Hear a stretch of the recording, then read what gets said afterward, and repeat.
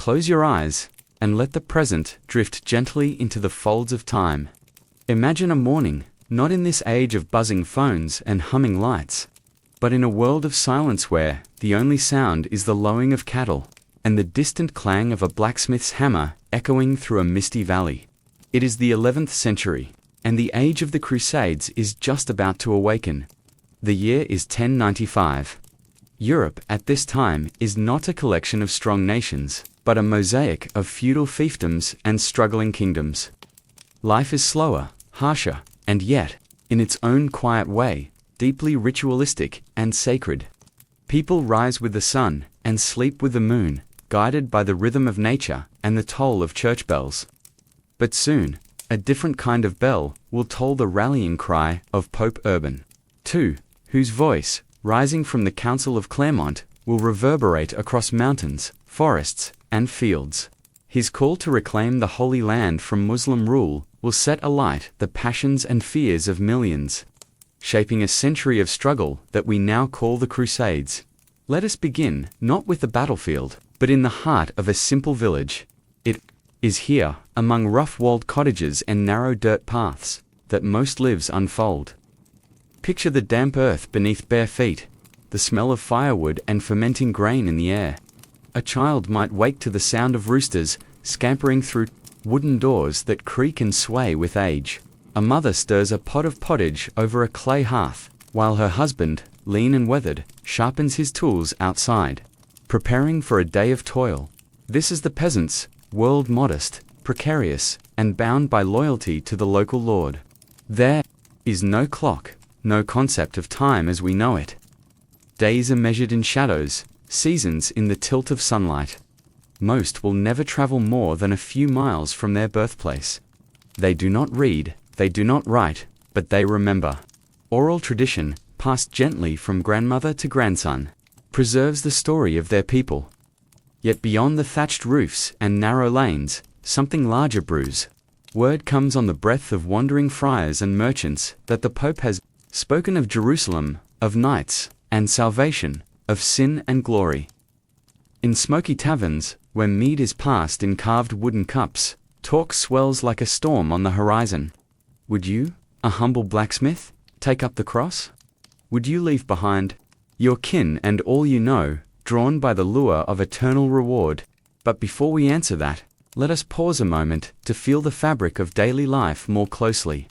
To imagine, not just the dangers of war, but the sheer difficulty of simply surviving in peacetime. The clothes on your back are rough wool or linen, often coarse and full of lice. Clean water is a luxury. Disease is common, and remedies, if they exist, are brewed from herbs and prayer. A scratch might fester into infection. Childbirth is perilous. Hunger, always near. Winter is hardest. With the ground frozen and stores low, a family might gather near the hearth, wrapped in cloaks, conserving candles and salt pork. Rats scurry under floorboards. Yet despite the hardships, life has its quiet beauty songs sung in the fields. Holy days that break the monotony, the simple joy of bread fresh from the oven. But let us turn now to those who have more. The nobles, ensconced in cold stone halls, their banners flapping in the wind. Here too, life is not what one might expect. Castles are drafty and dark, lit only by fire and dim tallow candles. The food may be richer, but the air is still thick. With smoke and the chill of unsealed windows, knights must train constantly, donning armor that weighs nearly 60 pounds, riding horses bred for war. Not comfort. For these warriors, the Pope's call is not just spiritual, it is a chance for honor, land, and absolution. They dream of Jerusalem, of golden crosses and sacred relics, of battles that will wash away the sins of a lifetime. Yet even they do not truly know what awaits them: heat, thirst, betrayal, and cities scorched to the bone. The age of the Crusades, for all its grandeur and legend, was not a tale of valiant charges and noble causes alone. It was mud and blood and the long, painful trudge through unfamiliar lands. But before we march with the Crusaders, before we climb aboard the ships at Genoa or set foot on the arid soil of Antioch, we must fully understand what we are leaving behind the world of 11th century Europe is not our world. Its air is thicker, its nights darker, and its hearts, though devout, are heavy with fear and awe. To live even a day here would challenge the strongest among us. No antibiotics, no privacy, no safety net.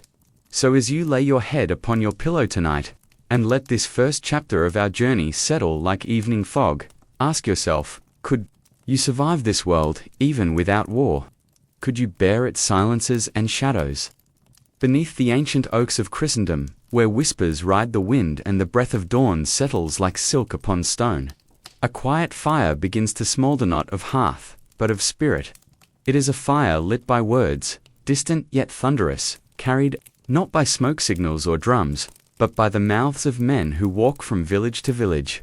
Barefoot and burning with purpose, the year remains 1095. From the cloisters of France to the wooded halls of Germany, people gather, clutching at cloaks and rosaries, wide-eyed and solemn. A message has come, and though many do not understand its full depth, they feel its weight in their bones. The Pope, Urban II, has spoken in Clermont, before a crowd of nobles and clergy. He raised his voice in a language few peasants ever heard, but many would come to repeat in trembling awe. Deus vult, they whisper. God wills it. That phrase spreads faster than any monarch's decree. It leaps over rivers and hills, stirs the hearts of knights and paupers alike. It is not merely is a promise, a call to redeem the sins of the world, to reclaim the holy sepulchre from the infidel, to trade a life of hardship for a cause eternal. But why, one might ask, would people from every walk of life, some without shoes, others clad in armor, leave behind their homes, their families, their only certainty, to march across continents? The answer is as soft as a prayer and as powerful as a storm. Faith, in this age, is not a matter of private belief. It is a river that winds through every hour of every day. It shapes laws and labor, dictates harvests and holidays. The church bell does not only call to mass, it orders life itself. Heaven and hell are not metaphors. They are destinations, more real than Rome or Byzantium. To walk the road to Jerusalem is to step toward paradise. Or so many are led to believe. Now imagine yourself in the thick of it. You are a young carpenter, your hands splintered and strong, your eyes turned always to the forest canopy, where birds sing despite the labor below. A monk arrives in your village, his robe frayed, his feet bleeding, his voice raw. He speaks, not with subtlety, but with thunderous love, of Christendom in peril, of Muslims defiling the sacred tomb, of women raped and children enslaved. He holds up a cross and says, "Take this, bear it, fight for the Lord, and your sins, no matter how black, will be washed away." You do not own land. Your future is toil and taxes. But now, a path opens. Glory, forgiveness, and the most holy of tasks lie before you. Can you refuse? Some see it as salvation, others as escape. Knights, burdened by guilt and bloodied by years of border wars, see a chance to redeem their names and perhaps carve out lands in the East. Younger sons, who inherit nothing, see a path to status. Merchants dream of new ports. Monks of spreading the word, and commoners, perhaps the most sincere, see themselves as chosen by God to do what kings cannot. Families are torn by the decision. Wives weep as husbands take the cross. Mothers bless their sons through choking tears. In some places, whole communities decide to go, abandoning crops and cottages, locking up churches, leaving only candles and dust in their wake. The People's Crusade, as it would later be called, begins not with armor and order, but with chaos and yearning. Led by fiery preachers like Peter the Hermit, thousands of common folk march eastward without maps, without plans, often without weapons. They carry icons. They carry hope, but what they do not carry is knowledge. The world beyond their forests is larger than they know. Languages will change. Food will vanish. Roads will disappear into swamps and mountains. And not all who greet them will do so with brotherhood. Still, they march, they sing. Some whip themselves in penance. Others believe visions of angels walking beside them, Along the Rhine, violence erupts as fear and fervor. Mixed Jewish communities are wrongly blamed and brutally attacked by certain crusaders, casting early shadows upon a movement born of divine intention. Yet back in the castles and courts of Europe, the noble-led armies are preparing to. Pope Urban's speech, though originally aimed at the warrior elite, has spiraled far beyond his control. Dukes and counts now raise banners and levy men. Oaths are sworn. Shields are painted with crosses. Horses are shod. Entire entourages, squires, cooks, blacksmiths, and monks gather to support these holy expeditions. Logistics become nightmares. Who will feed these thousands? How will they cross the sea? What banners will they fly? And who will command? Yet, despite the chaos, the Spirit holds. Jerusalem, they chant in the night, huddled beneath stars. Jerusalem, and you, listener, wrapped in your own stillness tonight, may wonder, what is it like to feel so called, so convinced, so driven by something unseen, to burn not with anger or hate, but with the belief that you are part of a divine mission. To walk barefoot through frost, for the promise of a heaven so vivid it colors your waking dreams. We may not fully understand the minds of the medieval faithful, but we can feel the tremble in their hands. The trembling that comes when a life of quiet suffering is suddenly given purpose. And so the roads eastward fill. Men, women, and children alike set out, not all armored, not all prepared, but all believing. The age of the Crusades has begun in earnest. As the seasons turned, and Europe's fields once again offered their quiet harvest to the hands of laborers, a different kind of movement stirred across the land, one not guided by the plough or prayer alone, but by the thrum of boots on stone, the clatter of hooves, and the faint chant of pilgrims bound eastward. This was no mere trickle of travelers. This was an exodus. The year is now 1096, and across the valleys of France, the wooded realms of Germany, the highland passes of Italy, tens of thousands march, some in formation, others in fervor. They come from all corners, bound not by nationality, for such things do not yet truly exist, but by a shared longing to reach Jerusalem, to see the city of Christ, and to prove their worth in the eyes of the divine. Let us walk with them now. The road is not gentle, it is not wide. There are no signposts, no smooth carriageways, only rutted trails worn down by the carts of generations. Mud clings to boots, and each step is a negotiation between hope and exhaustion. Imagine waking each morning, not in a bed, but on the cold, unyielding earth. The sky is your roof. If it rains, you are wet. If it burns, you sweat beneath a woolen tunic. Food is scarce and often spoiled. Ale warms the belly, but thirst returns faster than comfort. And yet, there is song. There is laughter, too, in the early days. Children ride on ox carts, pointing at unfamiliar birds. Priests lead hymns.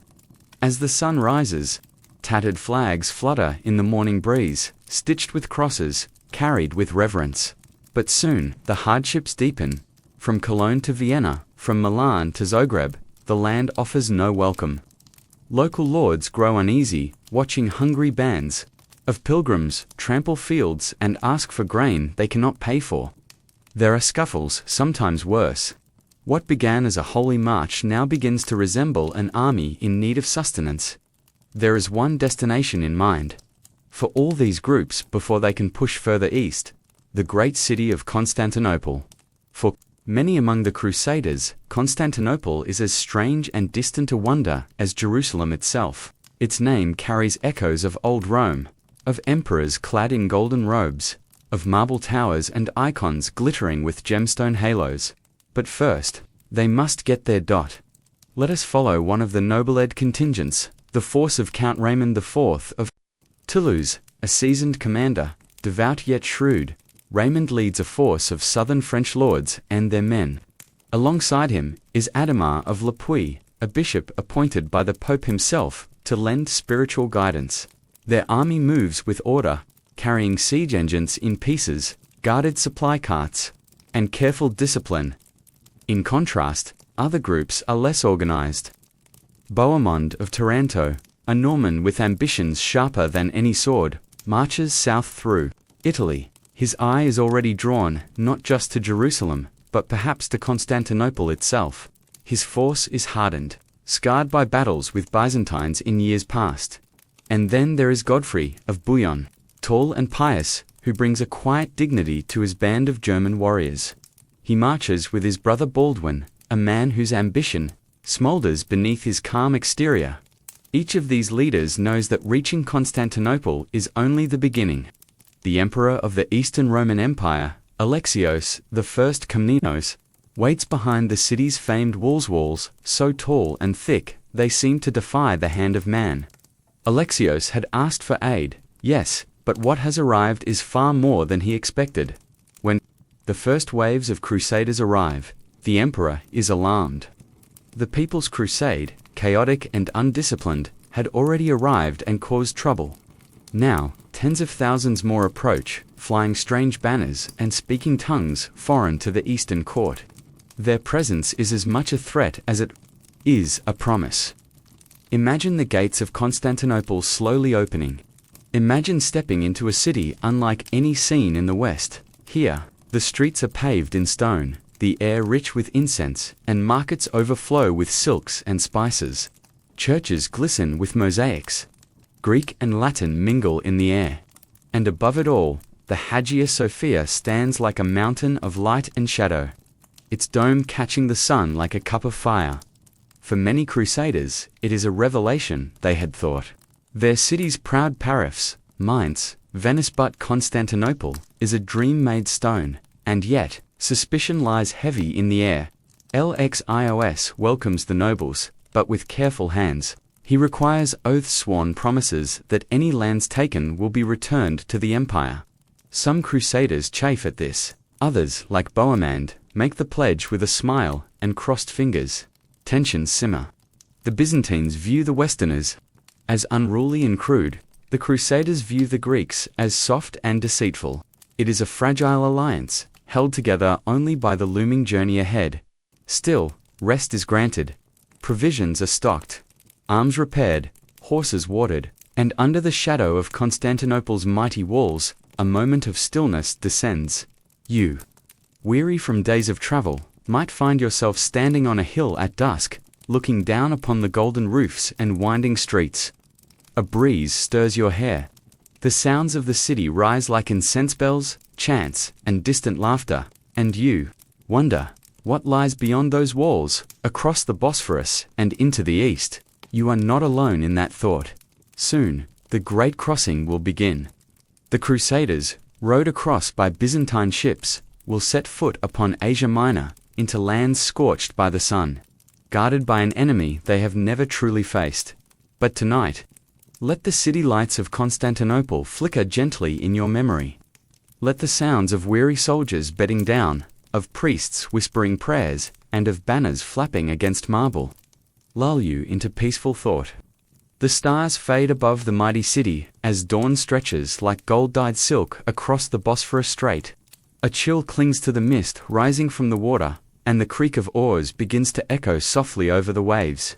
One by one, wooden ships push off from the docks of Constantinople, ferrying weary pilgrims from the edge of the Christian world into lands both ancient and unknown. This is the crossing, the sacred threshold between Europe and Asia. The Crusaders, armored and weary, hold tight to their belongings as they pass over the grey-blue waters. Some weep in silence, others pray. For most, it is the first time they have left behind the lands of Christendom. What lies ahead is called Anatolia by the Greeks, Rum by the Seljuk Turks, and for the Crusaders, it is simply the East, arid and filled with both danger and divine mystery. The year is still 1097, and the People's Crusade, that earlier, ragged flock of zealots, has already passed this way and perished. Misled by hope, and starved of sense, they were slaughtered by the Seljuks near Nicaea, their bones left to bleach beneath the Anatolian sun. But now, the true armies of the First Crusade, led by seasoned nobles, guided by priests, and tempered by weeks of harsh travel, begin their advance. Let us stand among them now. As the first boots touch the far shore, the earth is dry, sandy in places, with scattered patches of olive and cypress. The wind carries a foreign scent, smoke, resin, unfamiliar blossoms. The call to prayer rises from distant hills, ethereal and haunting. Unlike anything heard in France or Germany, and there, shimmering in the heat like a mirage, lies Nicaea.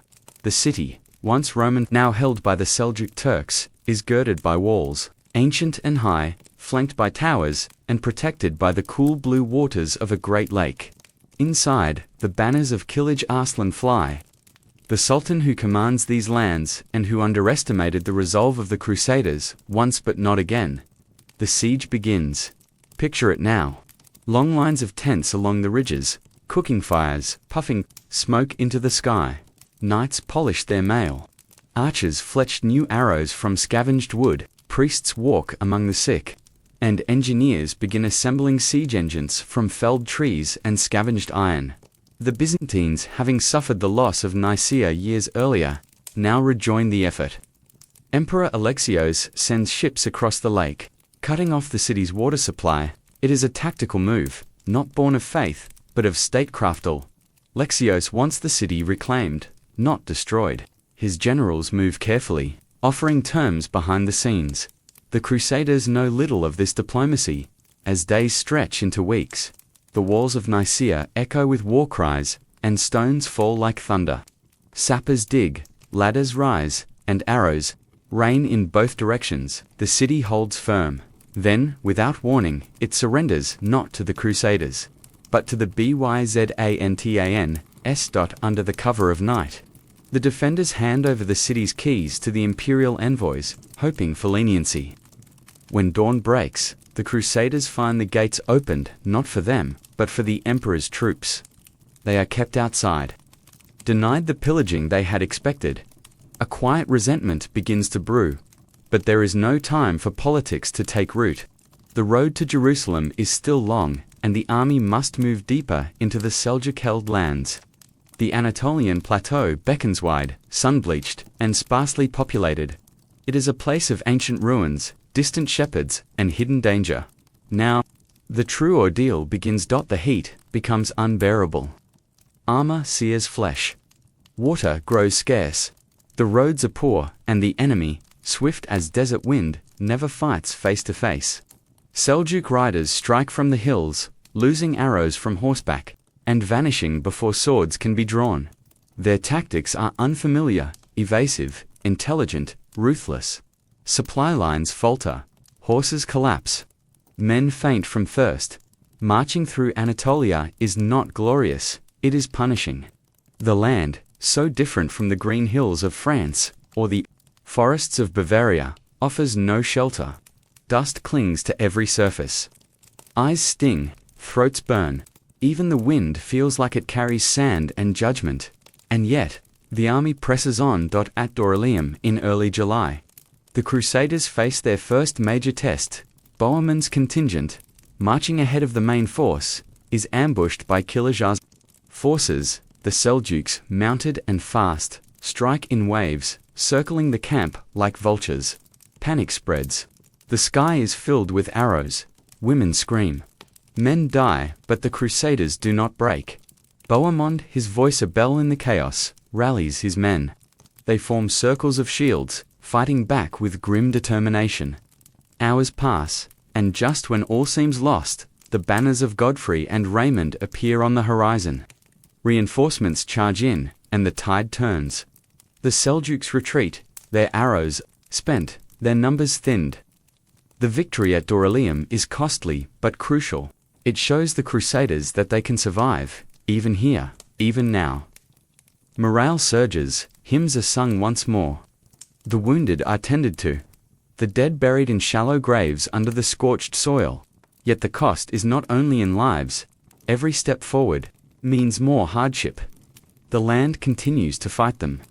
Food is found in abandoned villages, in bitter roots, in dried meat rationed with the care of gold. Disease takes hold. Dysentery, fever, and exhaustion claim more than the sword. Still, onward. Every sunrise feels earned. Every evening prayer is a whisper of gratitude for one more day. And through it all, The dream of Jerusalem persists alight at the end of the dust-choked road. So tonight, let us rest beneath the stars of Anatolia, far from home, but cradled in the memory of purpose. The Crusaders do not yet know what trials still await the sieges, the betrayals, the agonies. But for now, they live in the moment between battles, between miles, with the silence of the eastern plains wrapping around them like a shroud dot, and as the moon rises over the shattered walls of Nicaea and the still plains of Dorylaeum, may the peace of distance soften the memory of war. The heat bears down like a cloak of iron. Dust lifts in gentle clouds with each heavy footstep, swirling and settling in hair, on skin, in eyes that squint against the relentless Anatolian sun. It is the summer of 1097, and the Crusaders, though victorious at Dorylaeum, now face a far more enduring battle, not one of sword and shield, but of thirst, fatigue, and the infinite distances of the east. From Nicaea, they march deeper into unknown lands. Their destination is clear: Antioch, the ancient city nestled between mountains and the sea, long known to scripture and fable. To reach it, they must traverse the great spine of Anatolia, pass through Cilicia's rugged hills, and cross into Syria. It is a march of months of aching limbs, parched lips, and minds stretched thin by visions of holy triumph that flicker like mirages on the horizon. Let us walk now with them, not at the head with the nobles, but among the common footmen, among those who wear no crested helmets, who bear no noble titles, but who carry the same weight of purpose.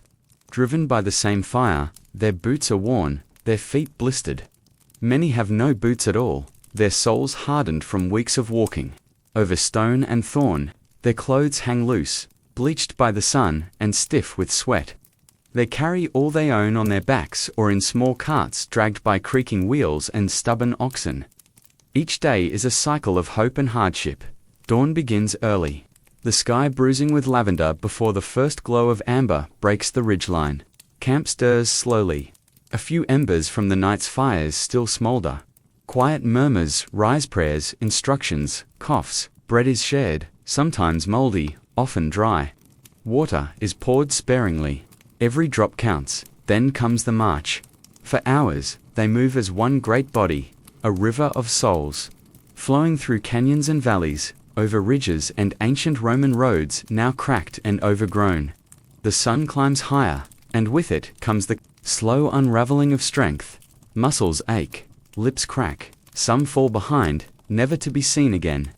Others are borne on makeshift litters, tended to by monks or comrades bound by faith and shared ordeal.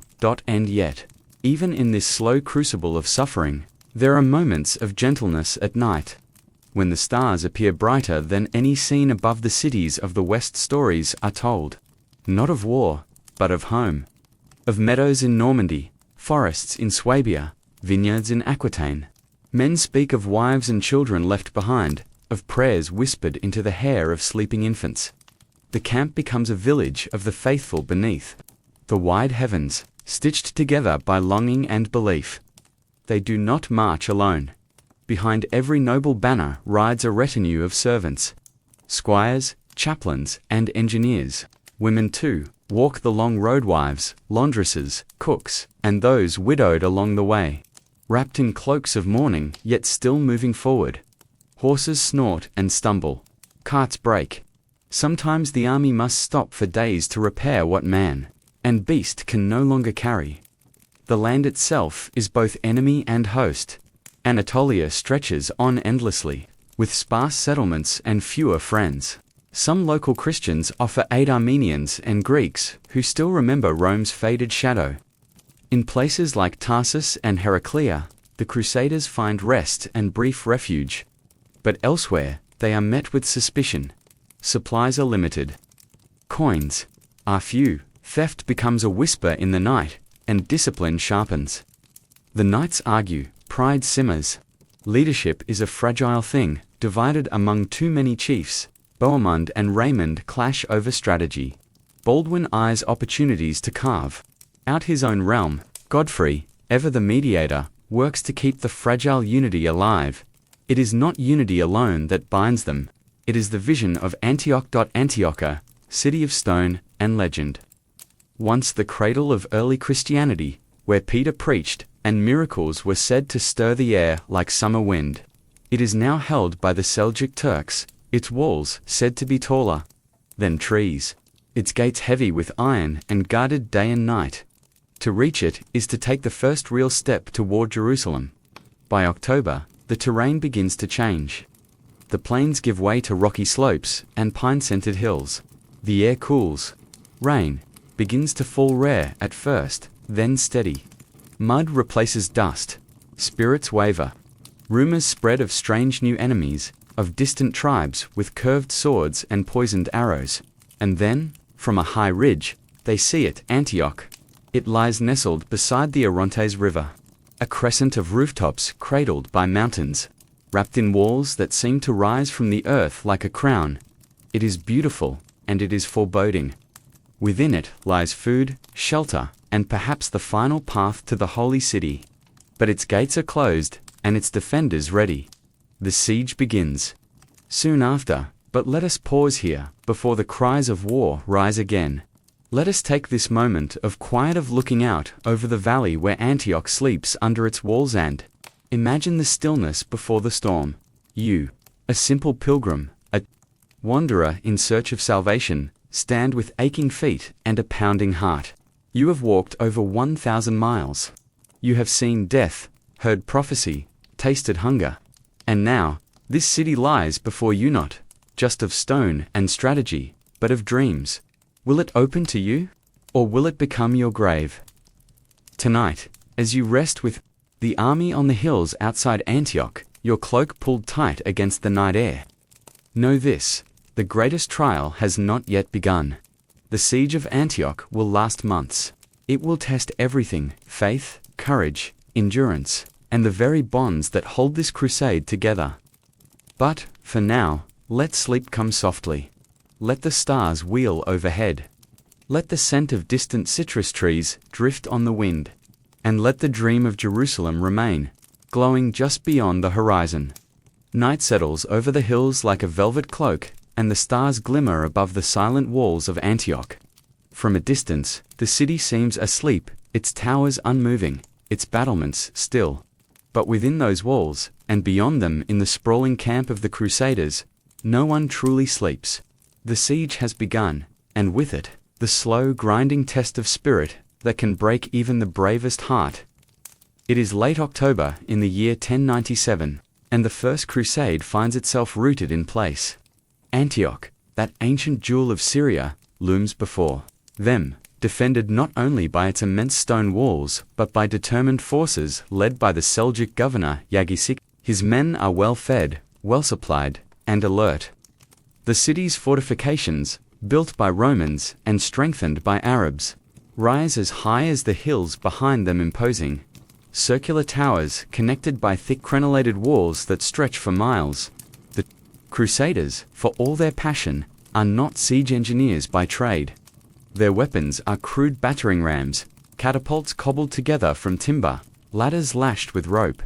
Their camp lies scattered across the western side of the city, hugging the Orontes River, exposed to the rains and watched from the walls above. As November deepens, the weather turns, rain falls more frequently, soaking through tents and cloaks, turning the ground to a thick, sucking mire. Fires struggle to stay lit. The river overflows, flooding portions of the camp. Food begins to vanish. Hunting is scarce. Local fields are long harvested, and trade routes have been cut. The surrounding countryside, stripped bare by the arriving armies, yields little but bitter roots and withered leaves. Hunger enters the camp like a shadow, and it does not leave. By December, rations are meager and unevenly shared. Horses are slaughtered for meat. Men scrape mold from hard bread and boil leather for broth. In whispers, some speak of darker meals and thinkable things, but those tales drift like smoke, unconfirmed, unchallenged. You, if you stood among them, would feel your body changing. Your ribs might begin to show, your skin dry and pale beneath the grime. Your joints ache, not from battle, but from sleeping on wet earth. Your thoughts come slower. Prayer becomes not an act of devotion, but desperation. And yet, You remain because beyond those walls lies the promise of Jerusalem.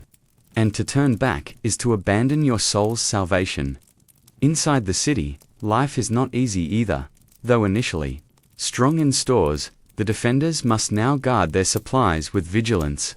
Yogi Sion is a seasoned warrior, and he understands both war and fear. He bolsters morale with speeches from the minarets, warning of Christian cruelty, promising victory. The city's Christian population, Greek, Orthodox, Armenian, watched closely. Some are imprisoned, others forced to dig defenses or serve the garrison. Trust is fragile. Spies move through shadows. Every whisper could bring punishment. Outside, the Crusaders attempt assaults, brief, probing attacks to test the walls. Each time, they are repelled.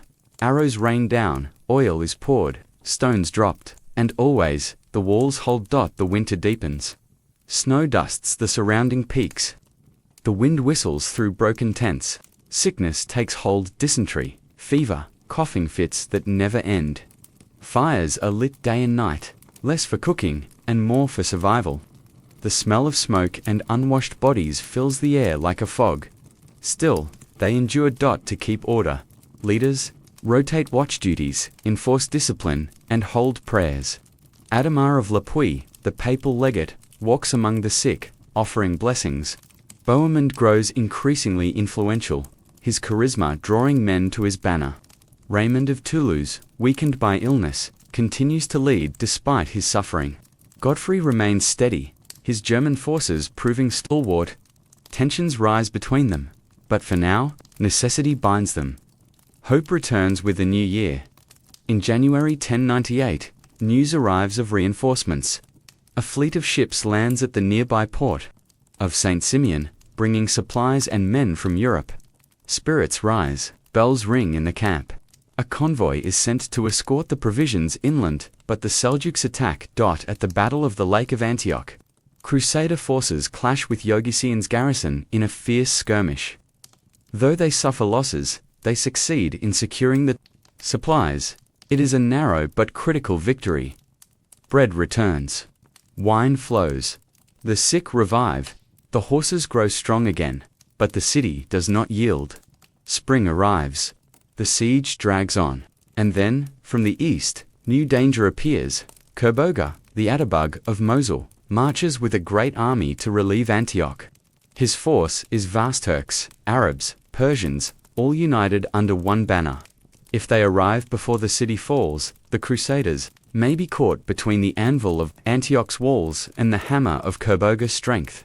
Panic begins to ripple through the camp, and yet, in the face of dread, a spark is lit not of steel, but of strategy. Bohemond, ever ambitious, begins secret dealings with a man named Firuzagard, within the city, embittered and willing to betray for promise of reward. Through whispered meetings and moonlit signals, a plan is made. But that is a tale for another night. For now, we remain in the lull before storm, in the long shadow of siege. In the smoke-wreathed camp, where thousands lie in prayer, in pain, in quiet anticipation.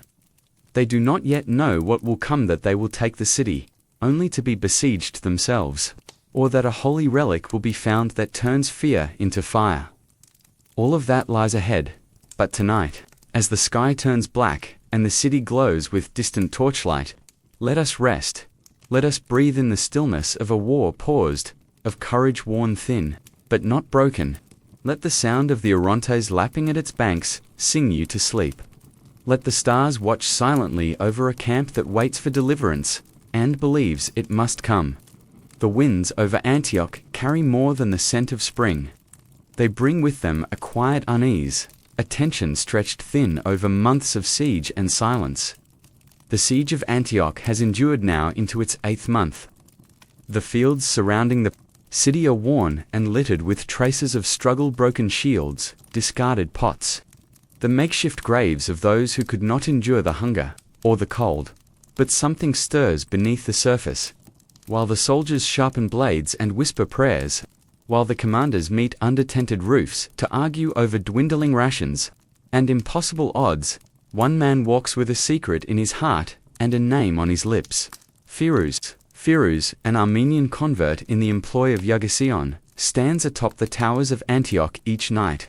Looking out over the vast camp of the Crusaders, he sees not an army of the damned, as the imams have preached, but a force of destiny and an opportunity for himself. Resentment burns in his veins. Ambition clouds his loyalty. And Bohemond, ever the reader of men's hearts, sees him in quiet meetings beyond the eyes of allies and enemies alike. Bohemond and Firuz strike a bargain. Firuz will open a gate on the northwestern wall. In return, Bohemond will reward him with gold, protection, perhaps land. The plan is dangerous more so than open battle. One misstep, one false whisper, and the entire crusade might end in slaughter. And so, the days pass under a veil of normalcy, while the stage is quietly set. Let us return now to the camp in late May of 1098. The heat returns with its oppressive weight. The Orontes glimmers in the midday sun, and the air hums with anticipation. Bohemond keeps his counsel close. Only a few are told of the plan-trusted knights and companions bound not by coin, but by the dream of Jerusalem. And then, at last, the hour comes. The night of June 2nd, dark and moonless, descends over Antioch like a hood drawn over the face of a secret. Clouds gather, veiling the stars. Torches burn low. The city lies still, save for the occasional flicker of movement along the walls. Inside, Yagision is unaware, believing the siege to drag on toward its inevitable breaking point. Bohemond leads his men in silence through the night. They move lightly, carrying only what they must. The river murmurs beside them. Every snapped twig, every misplaced footstep feels like a trumpet blast in the quiet. Hearts pound like drums. They reach the appointed tower, far above. Firuz waits. The ladder is raised, one by one. The knights ascend. Breath catches in throats. Will the guards see them? Will Firuz betray them after all? But he does not. He guides them inside, into the sleeping stone veins of Antioch. More men follow. Quietly, swiftly, and then, like a storm breaking, they strike. The gate is opened. Trumpets sound. The Crusader camp, long dormant, erupts. Thousands pour through the gates, streaming into the city like a tide let loose. The defenders, startled and confused, attempt to resist, but the walls are breached. The towers fall one by one, and order dissolves into chaos. The city is taken by morning, but victory, as always, bears a heavy shadow. Yaghi-Siyan flees in disgrace, only to be captured and killed by his own people. The city's streets, once lined with quiet homes and shaded courtyards, run red. Fire and steel claim many. The Crusaders, starved for months, now glut themselves on food, on spoils, and, in some tragic cases, on vengeance. The sack of Antioch, though less severe than that of later cities, still stains the memory of this holy campaign. And, just as the city is claimed, new terror rises. Kerboga has arrived. With a massive army of Turks, Arabs, and Persian troops, Kerboga descends upon the newly captured city like a thundercloud. The gates are shut once more, but this time the Crusaders are inside. The besiegers have become the besieged, trapped, exhausted, low on food. Once more, the Crusaders prepare for their final stand. Morale wavers. Some consider desertion, others lose hope. But then something strange happens. A vision is claimed by a poor monk named Peter Bartholomew. He dreams of the Holy Lance, the very spear that pierced the side of Christ, buried beneath the floor of the Cathedral of St. Peter within the city. Skeptical but desperate, the leaders agree to dig, and there, after days of searching, something is found. Whether truly the lance or not, the relic ignites a fire within the Crusaders. They believe again, they chant, they weep, they pray with renewed strength. For them, the discovery is no coincidence. It is divine favor, proof that their suffering has meaning. On June 28th, only weeks after their storming of the city, they sally forth from the gates to face Kerboga's superior army. It is not a battle of numbers, but of resolve. The Crusaders charge with cries of faith, their banners snapping in the wind. Kerboga, overconfident and poorly supported by his divided coalition, falters. His troops break. Victory is seized. Not just on the field, but in the heart. Antioch is theirs, but the journey is not yet done. Jerusalem still waits, far to the south, and the crusade, though victorious here, has lost many. The landscape is littered with the graves of those who fell in the siege, their names whispered in evening prayers, their memory wrapped in the silence of the eastern sky. Tonight, let us rest again within those walls. Antioch's towers rising against the stars, her gates closed to danger, her stones still warm from the fire of battle. Let the blood of war fade into memory. Let the prayers rise. Let sleep return. A stillness lingers over Antioch, broken only by the cooing of doves among its scorched rooftops and the soft clatter of hooves in the courtyards below. The siege is over, the city taken, and the mighty Kerboga repelled. But the mood within the Crusader camp is not one of triumphant celebration. It is one of quiet fatigue, of hushed conversations and cautious glances toward the horizon. Jerusalem still lies far to the south. Months have passed since the first banners were lifted in France and Germany, since the Pope's cry echoed across Europe, and the dream of reclaiming the Holy City set tens of thousands on the road to the unknown. And now, for those who remain the survivors of Nicaea, of Dorylaeum, of Antioch, the time has come to take the final steps of their pilgrimage. It is January of 1099 when preparations begin. Winter wraps the Levant in chilly winds, and the roads south from Antioch are hard and unforgiving. Supplies are low. Many knights have grown thin and weary. Horses are few, and disease still lingers in the damp corners of the city. The leaders argue again about who will lead, who will claim what lands, and when to march. But despite the discord, the goal is too close to ignore. By the spring thaw, the Crusaders begin their movement. They do not go in one single, grand procession. Instead, the army divides, moving in staggered columns along different paths. Some march through the coastal plains, others through the rugged interior, seeking shelter in Christian towns or negotiating passage through Muslim-held cities with cautious diplomacy. Let us walk now with them, not at the head with the banners, but beside the foot soldiers, the pilgrims who carry no swords, only faith. Their tunics are patched, their cloaks frayed. Their skin is darkened by sun, their eyes dulled by hunger and loss. Yet in their hands, they carry crosses, and in their hearts, a vision.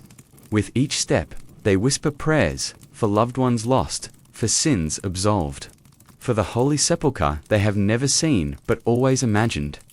The land around them is beautiful in its strangeness. Olive trees dot the hills, and wildflowers bloom in hidden gullies. At times, the road winds through ruined Roman towns, their columns fallen and moss-covered, silent witnesses to the ages. Shepherds watch from afar. Children run behind carts. In the distance, minarets rise, and the calls to prayer echo over fields and hills, a haunting counterpoint to Latin hymns sung by the weary crusaders. At times, the army is welcomed. In cities like Tripoli and Tyre, diplomacy opens gates. Local Muslim and Christian leaders, wary of war and eager to avoid the fate of Antioch, offer provisions and safe passage. Some join the Marchemenians, Maronites, and Eastern Christians, who see in the crusade a strange and powerful tide. But not all paths are peaceful. Ambushes and skirmishes continue. Raiders test the flanks. Supplies vanish under suspicious circumstances. And the heat returns, harsher now, pressing down like an invisible hand. Water becomes precious. The rivers are dry. Wells are guarded. Each sip is measured. Then, in early June, from the heights above the plains of Palestine, the city comes into view. Jerusalem. The word passes through the ranks like a breeze through dry leaves. Pilgrims drop to their knees. Knights remove their helms. Priests raise their arms and chant. Tears fall freely. For months, the name has been a promise. Now, it is a shape on the horizon, golden stone beneath a sky of endless blue. The city sits on a hill, wrapped in walls both ancient and renewed. Its towers catch the light like lighthouses of faith. Beyond the gates lie holy places spoken of in Scripture, the Mount of Olives, the Temple Mount, the Church of the Holy Sepulchre, but the gates are closed. The Fatimid Caliphate, which had recently taken Jerusalem from the Seljuk Turks, now controls the city. Its governor, Iftikhar al-Dawla, has prepared for this moment. The wells outside the walls are poisoned or destroyed. The fields have been stripped bare, the defenders are ready, and the Crusaders, at the end of their long march, must now lay siege once more. The final trial has begun. Yet for now, on that first night of arrival, there is no battle, only stillness. Imagine yourself there. You sit beside a small fire, wrapped in a rough blanket, watching the distant torches glow on Jerusalem's walls. Around you, thousands lie in silence. The stars are brighter than you've ever seen. The night is cool, fragrant with desert wind and pine. You are tired beyond words. Your hands are blistered. Your feet cracked, but your heart is full. You have reached the end of the earth, and it awaits you. In the days to come, you will fight again. You will suffer thirst, hunger, fear. You will see things no one should see, and do things you never believed yourself capable of. But you will not turn back, because you are here. Because every step, every scar, has brought you to this place. Jerusalem is more than a city. It is the heart of a world. Let this night, then, be a moment of peace. Let the winds of the Holy Land whisper around you. Let the ancient stones beneath your blanket remind you of all who came before prophets, pilgrims, kings. And let sleep find you gently, with the light of 1,000 hopes flickering on the horizon. The hills around Jerusalem awaken not with the sound of birdsong, but with the low rhythmic pounding of hammers and the murmur of hymns. As the summer of 1099 begins, the Crusaders, those weary, sunburned survivors of 1,000 miles, stand before the final gate of their pilgrimage. They have reached the holy city, but between them and the place of Christ's resurrection rises a wall of stone and steel. Jerusalem does not greet them with welcome arms. The city, under the rule of the Fatimid Caliphate, has prepared well. Its gates are barred, its wells outside, sabotaged, and its walls guarded by seasoned troops, led by the capable Iftikhar al. Inside, the streets are narrow and tightly packed, homes made of pale stone and shaded by awnings. Cisterns are full, granaries stocked. The defenders know how to endure, but the Crusaders do not intend to wait. They know what hunger can do. They have suffered the sieges of Nicaea and Antioch, and they have no desire to repeat them. They are short on time, shorter still on provisions. If they are to take Jerusalem, it must be swift, decisive, a storm rather than a siege. And yet, Jerusalem will not be stormed easily. Let us stand with them now, on the rocky ridges overlooking the city. The sun beats down from a sky as white as bone. The air is dry, and each breath brings a hint of dust. The olive trees sway in the hot wind, and the scent of sweat and smoke hangs over the camps. Bohemond remains in Antioch, carving his principality from its ashes. Raymond of Toulouse leads much of the crusading host here, alongside Godfrey of Bouillon and Robert of Normandy. Tancred, bold and restless, rides along the outer line. They are united once more, but only barely. Rivalries and ambitions simmer, even as their shared purpose draws them toward the same sacred prize: to breach Jerusalem's walls. They need siege engines, towers, and battering rams, but they have neither wood nor craftsmen. And so, like ants among rocks, they begin their work. They strip trees from distant groves. They dismantle ships brought by Genoese sailors. They tear apart wagons, homes, even their own shelters. Everything that can be burned, bent, or hammered into shape becomes part of their plan. Nails are forged from scrap, ropes braided from horsehair and vines. Every hand is set to work day after day under the relentless sun. The towers rise, and as they build, they pray. Masses are held in the open. Relics are paraded through the camp. Priests speak of divine favor, of prophecies and signs.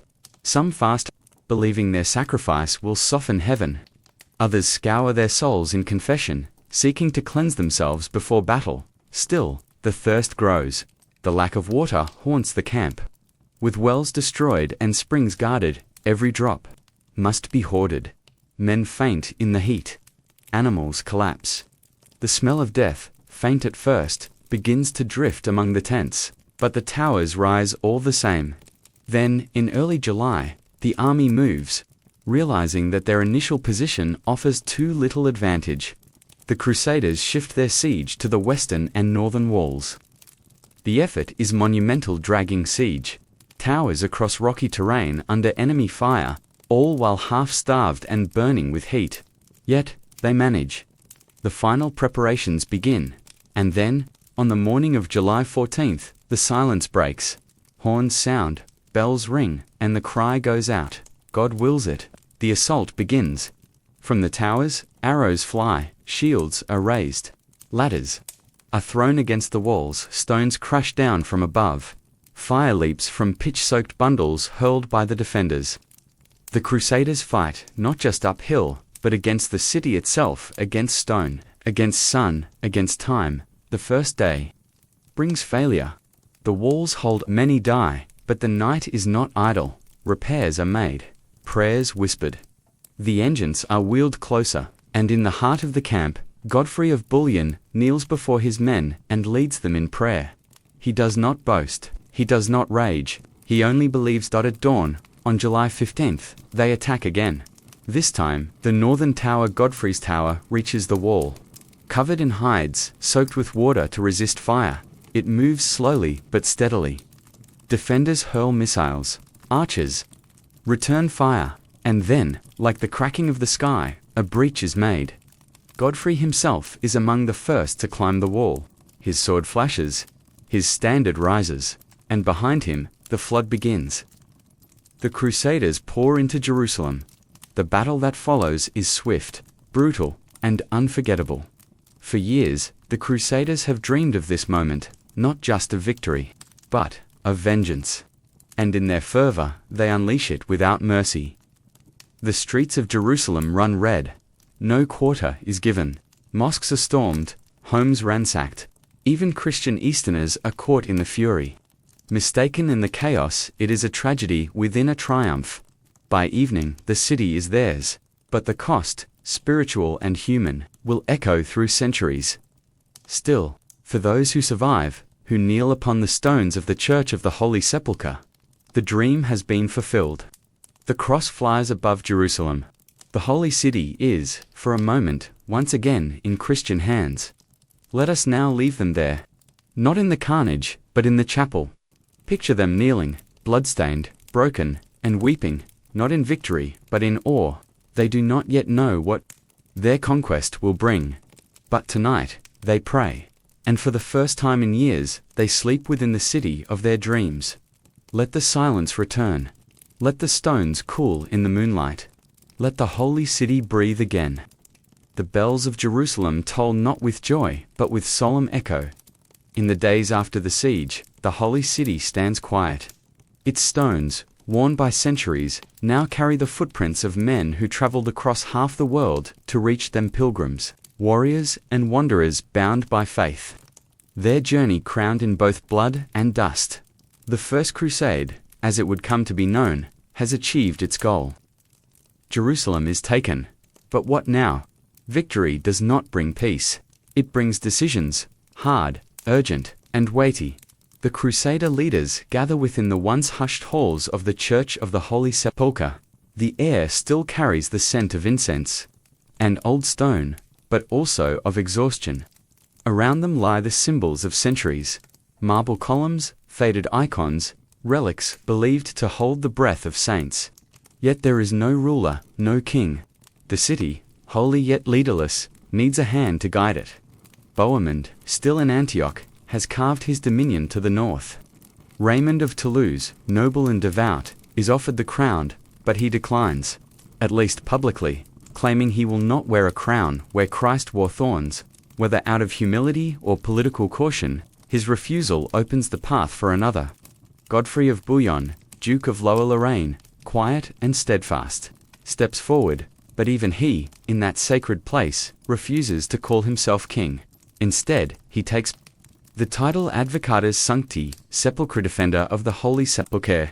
He will not be king of the city where Christ died. He will protect it, not rule it. And so begins the kingdom of Jerusalem, not with a trumpet blast or golden coronation, but with a prayer whispered among stone shadows. Let us now walk through the city in those first days of Latin rule. The streets, still marked by violence, begin to return to life. Markets open, slowly. The Muslim and Jewish residents who survived the siege, some hidden, some spared, step cautiously into the sun. Many have fled, others are enslaved or imprisoned.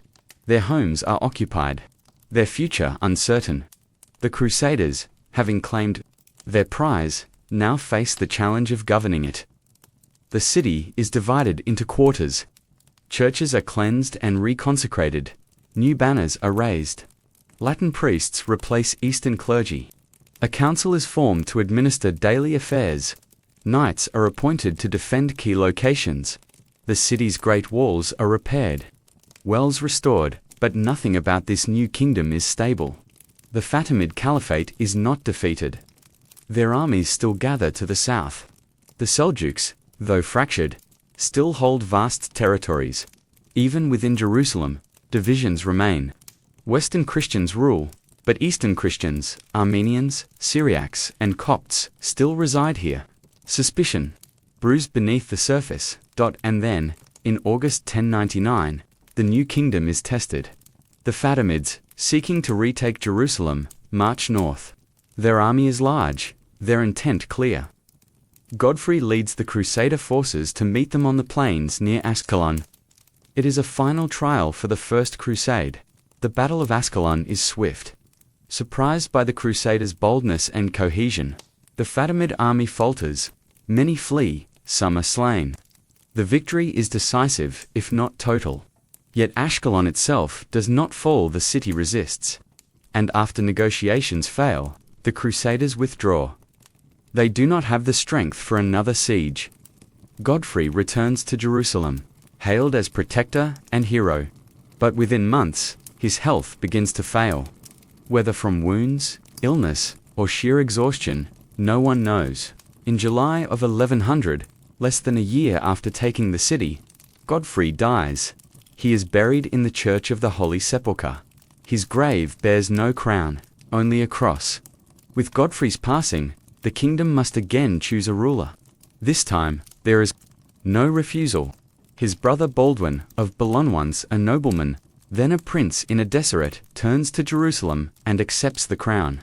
He becomes Baldwin I, first official king of Jerusalem. Under his rule, the kingdom begins to take shape.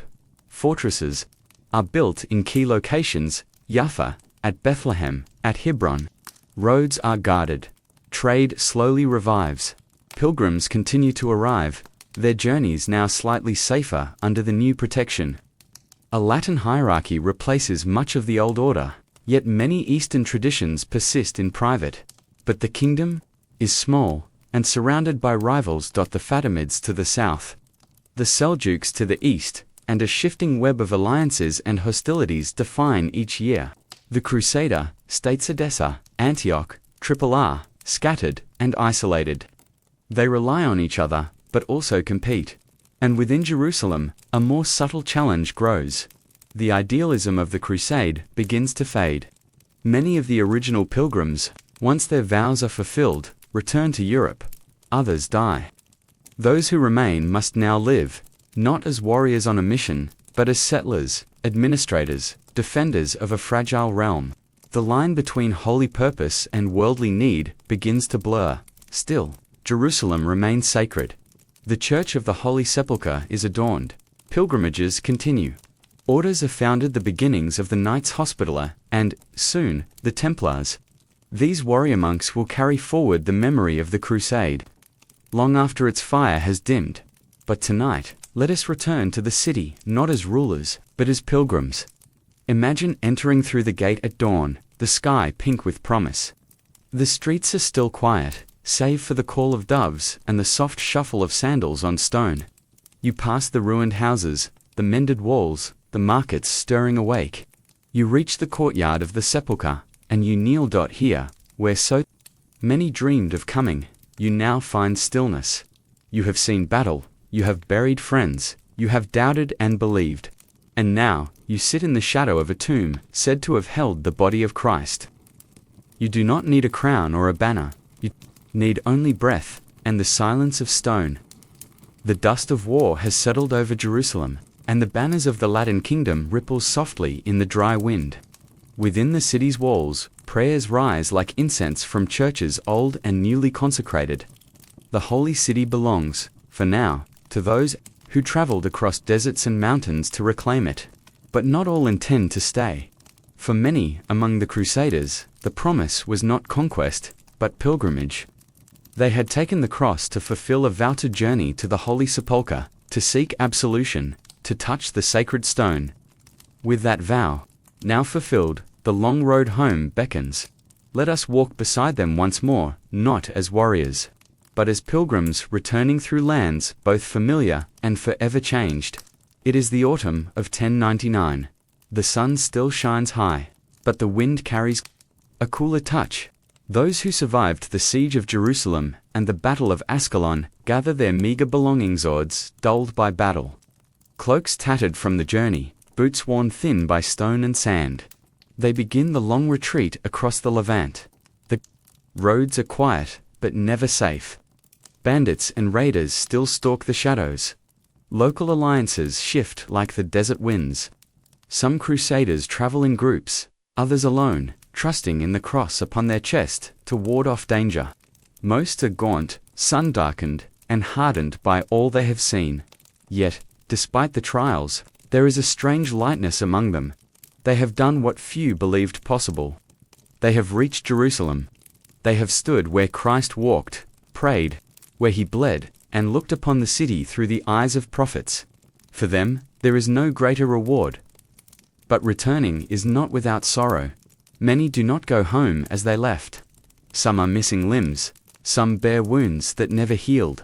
Others carry memories like stones tied to their hearts, brothers lost in battle, friends buried in shallow graves in distant lands.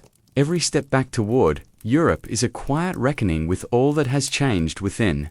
Some, like Raymond of Toulouse, do not return at all. Raymond remains in the east, establishing a foothold near Tripoli. His dream of a principality by the sea begins to take form. Others like Tancred stay behind as well, eager to claim land and title while the new kingdom is still young and fluid. Yet thousands return. Through the coastal ports Acre, Jaffa, Tripoli they find passage. Italian merchant ships, ever seeking profit, offer crowded decks and hard-bargained fares. The journey by sea is perilous. Storms are frequent, and disease spreads easily among the packed holds. Still, the call of home is stronger than fear. Those who take the land route face a different kind of peril. The roads wind through territories newly taken or still held by rivals. To pass safely requires cunning, diplomacy, or sheer fortune. Monasteries and churches offer shelter when they can. Water is found in old wells, food in the generosity of strangers or in foraged fruit and game. And then, one by one, the returning pilgrims arrive back in Europe. Their homes, when they find them, seem smaller. The fields they once tilled, the streets they once walked, all feel changed. Even the trees appear shorter, the rivers slower. It is not the world that has shifted, but the ones who left it. Some are welcomed, with joy embraced by wives who feared them lost, lifted by the laughter of children who no longer remember their faces. Others return to find graves, new tenants, or villagers moved on without them. The church celebrates them. These men and women, the Milites Christi, are hailed as holy warriors, defenders of the faith. Their relics are paraded through towns. Bishops praise their endurance, their stories spread, embroidered by memory and time, becoming legends whispered by firelight. But life after Crusade is not simple. Many return with little. The lands they sold, the debts they incurred, the belongings they pawned for the journey, are not easily reclaimed. Some find that old friends look at them differently, not as heroes, but as strangers, marked by foreign ways. Others, once fierce in battle, struggle to plow a field or shoe a horse again. Yet some thrive. They speak of Jerusalem, of the church, of the Holy Sepulchre, of visions and miracles. They inspire new generations to dream of holy journeys. Some become monks or priests, turning their experience into lifelong devotion. Others are drawn back to the east, to fight again, or to settle among the scattered Crusader states. And what of those who never returned?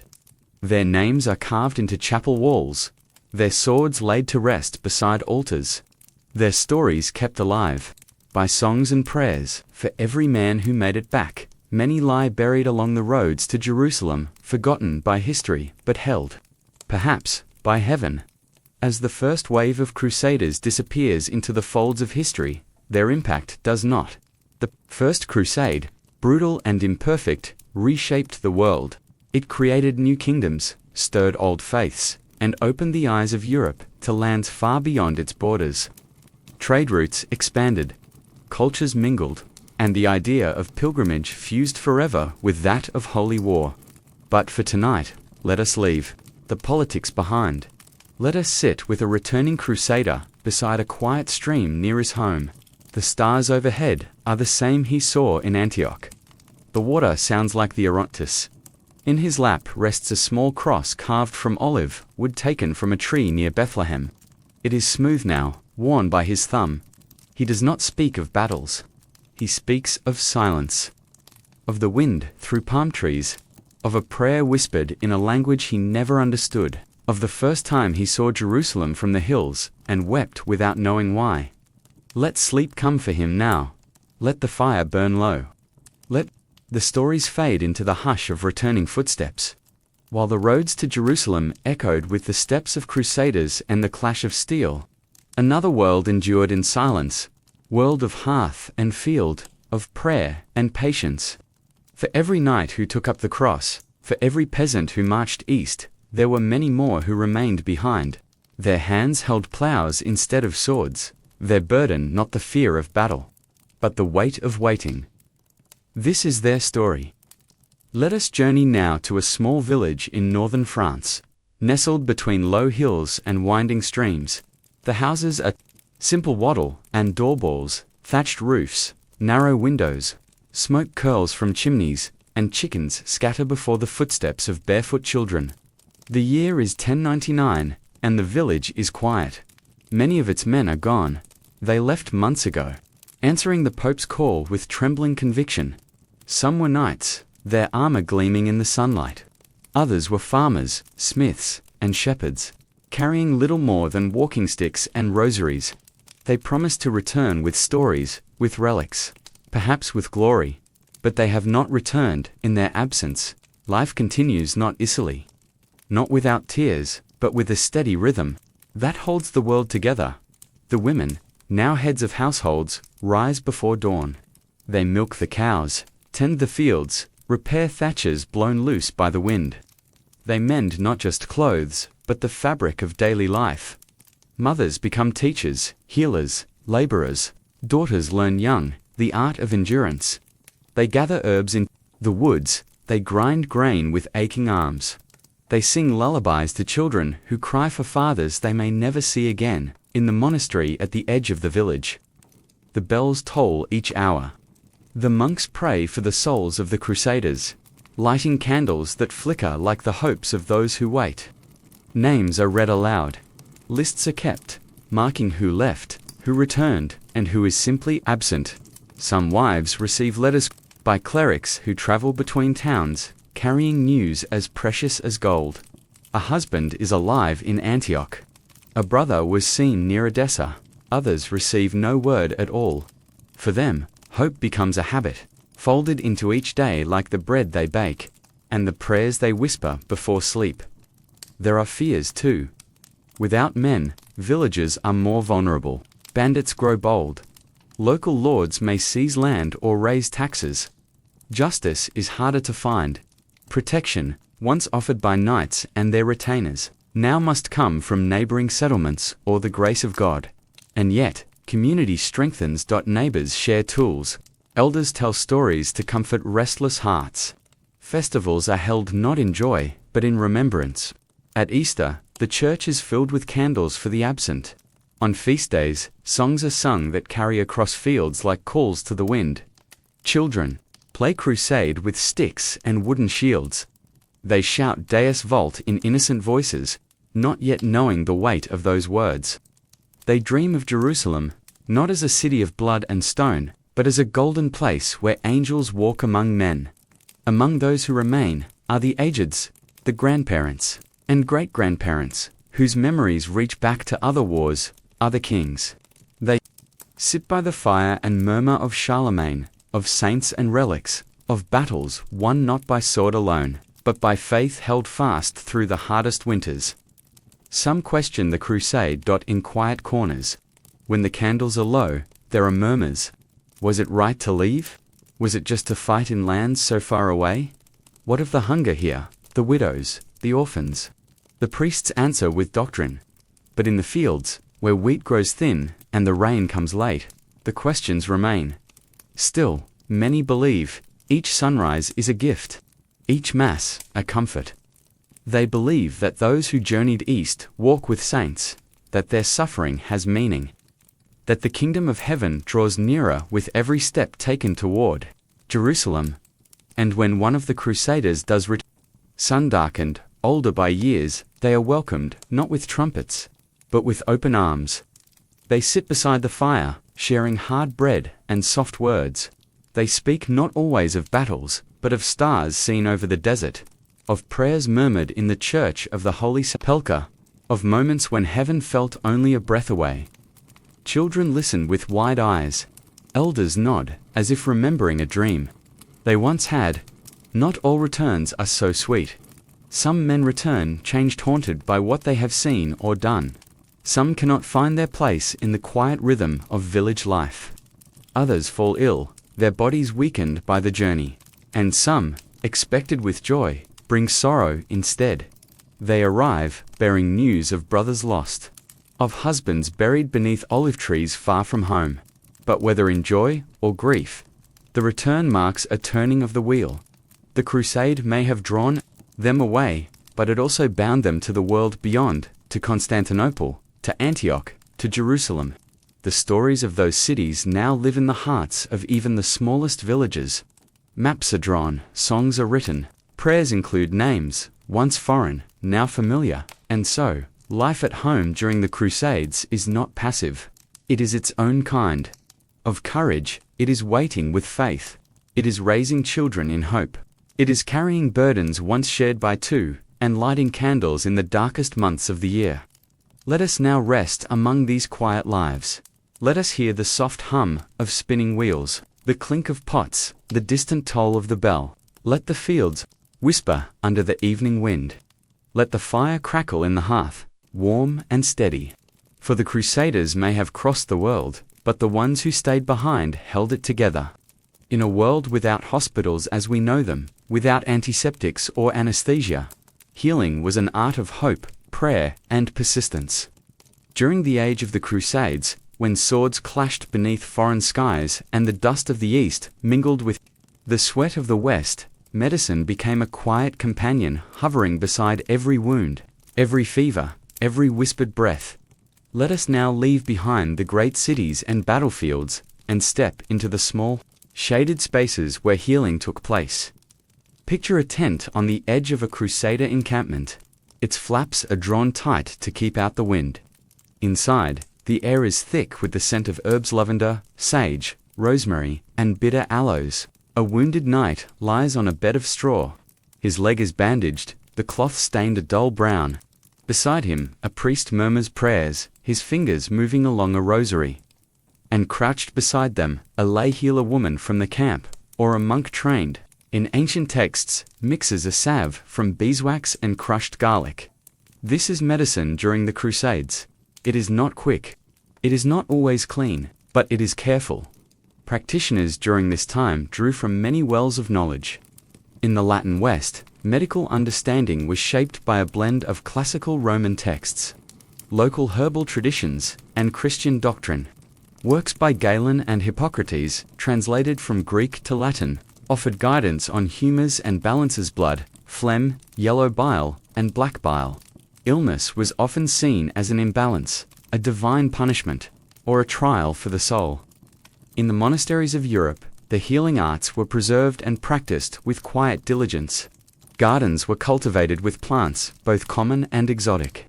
Feverfew for headaches, yarrow for bleeding, comfrey to bind broken bones. These gardens were sanctuaries of calm, where nature was studied not just for beauty, but for remedy.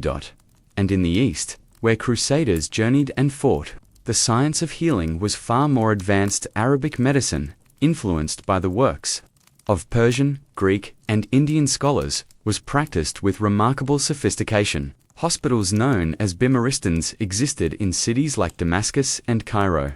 These were true institutions of care, where patients were separated by illness type, treated with a variety of remedies, and sometimes even offered music to soothe their minds. Physicians like Avicenna ibn Sina, whose canon of medicine was one of the most influential texts of the medieval world, introduced methods of diagnosis, anatomy, and treatment that far surpassed anything in Europe at the time.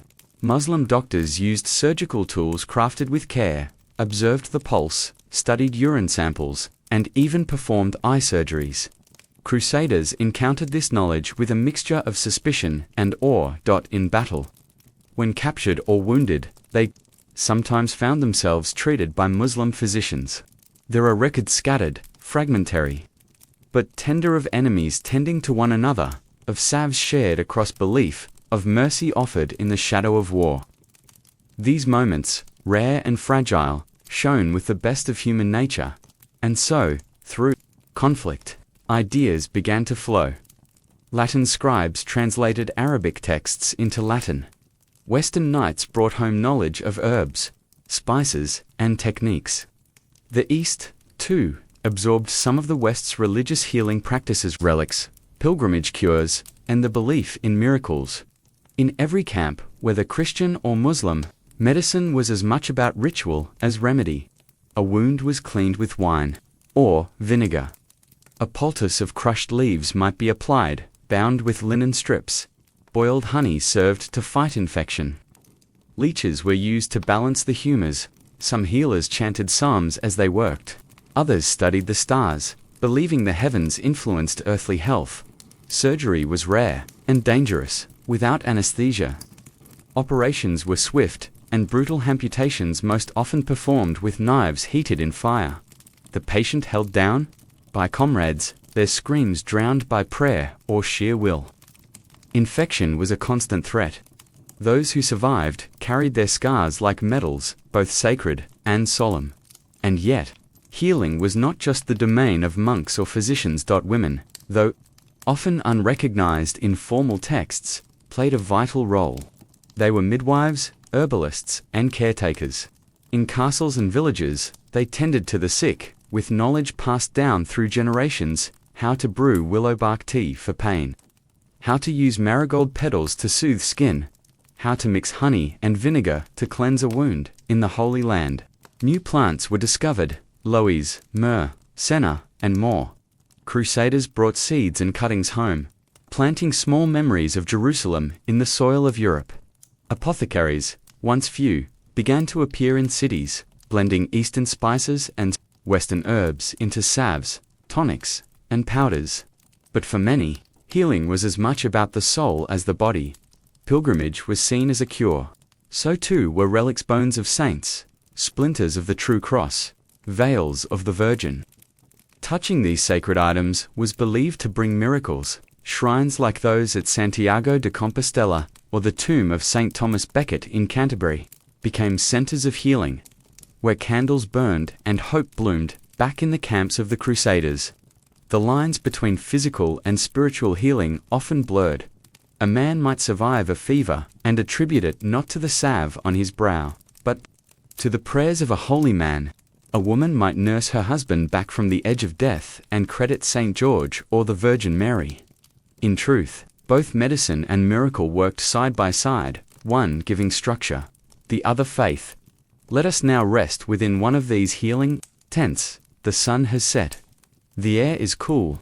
A lantern glows faintly, casting warm light over a bowl of herbs and a folded cloth. A man sleeps, his breath slow but steady. Beside him, a healer stirs a draught, murmuring quietly. Beyond the flap, the Stars rise above a world, still learning how to mend its wounds. Long after the clatter of swords has faded from the hills of Palestine, another sound takes its place, the creaking of wagon wheels over stone, the rhythmic tread of sandals on dust, and the soft chime of coins passing from hand to hand. The Crusades, though born of faith and war, did not stop at conquest. They opened doors between cities, between cultures.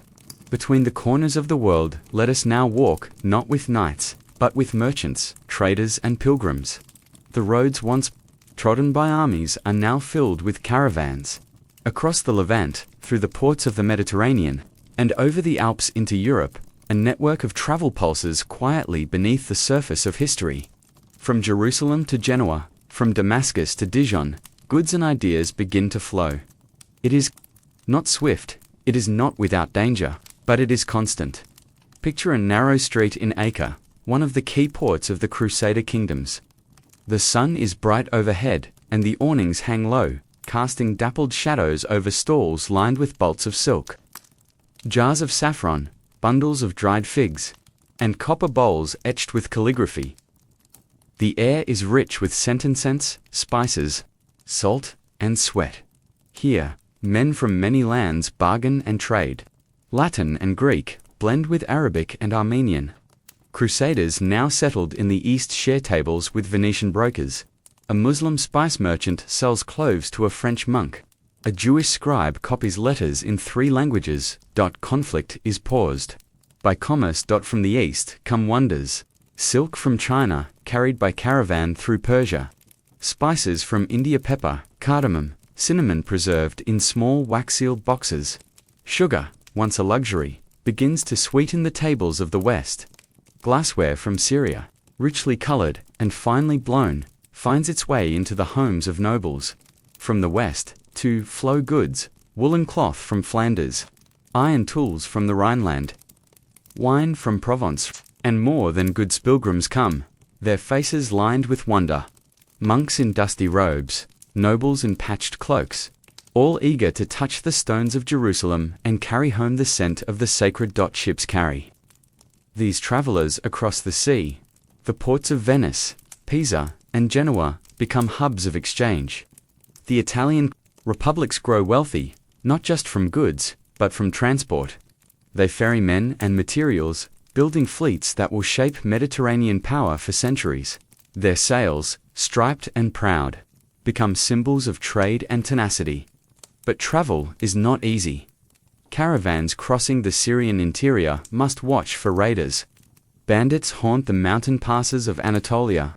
Sea voyagers are subject to storms, pirates, and the whims of shifting alliances. Travelers must carry letters of passage, speak the right names, offer the right gifts, and yet, they journey. Because beyond the risk lies wonder. The cities of the East dazzle the Western eye. In Damascus, gardens bloom behind high walls, and water flows in quiet channels beneath fig trees. In Cairo, the minarets rise like fingers of prayer, and markets teem with gold, ivory, and papyrus. In Baghdad, though its glory has faded, tales still echo of libraries and scholars, of instruments that measure the stars. Many Westerners had never seen such things. For some, it deepens their faith to witness the world's variety and still hold firm. For others, it opens new ways of thinking. The Crusades bring not only goods, but knowledge. Texts in Arabic, Greek, and Hebrew are translated into Latin. Works on medicine, astronomy, mathematics, and philosophy make their way to the universities of Europe. The writings of Aristotle, preserved and expanded by Muslim thinkers like Averroes and Avicenna, are read anew. Concepts like algebra, zero, and the astrolabe become tools of both science and spirituality. Ideas travel as surely as ships, and so too do tastes in castles across Europe.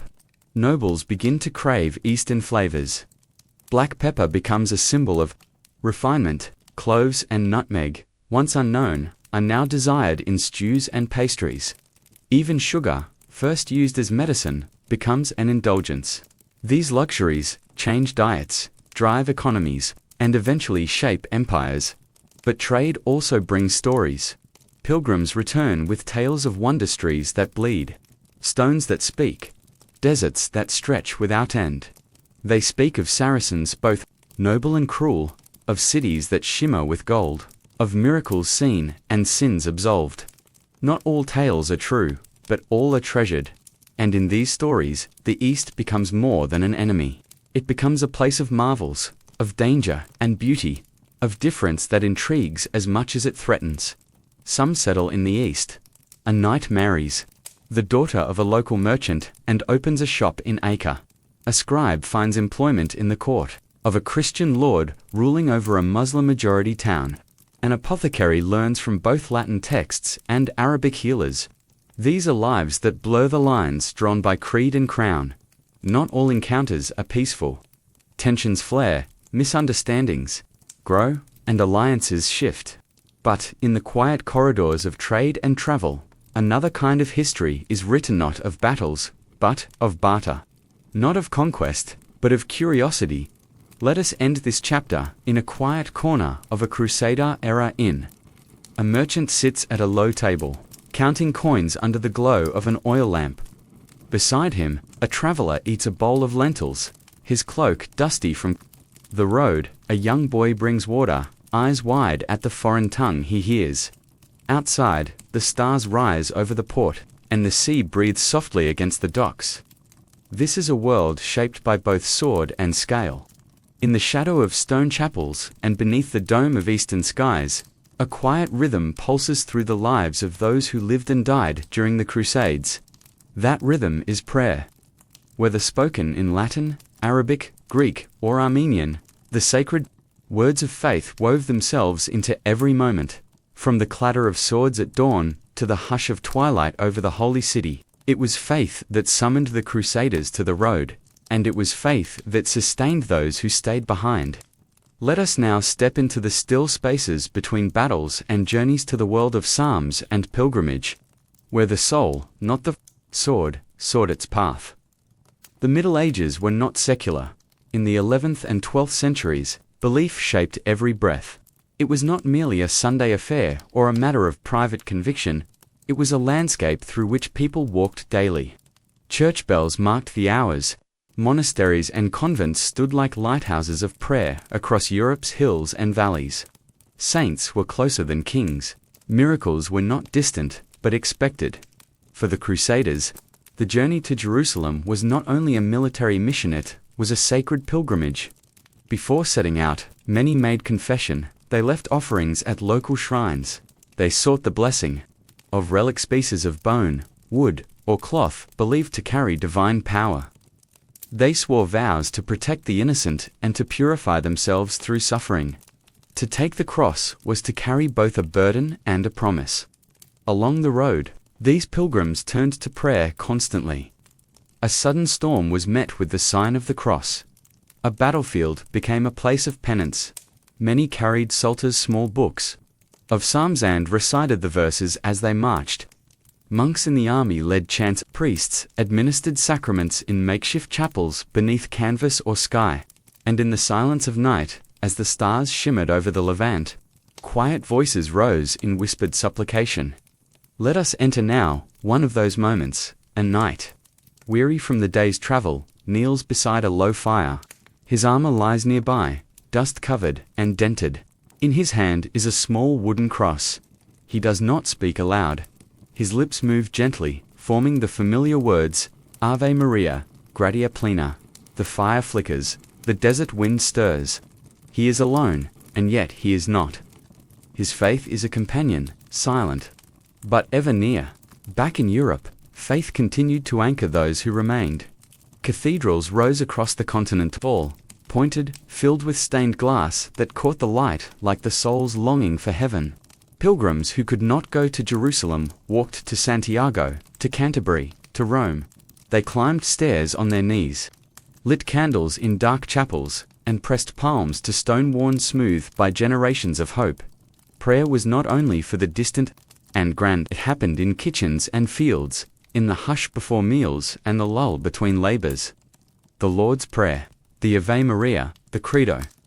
These were not only recitations, they were comforts, protections, and bridges between heaven and earth. Even illiterate peasants knew the rhythms, if not the words. Children learned them as lullabies.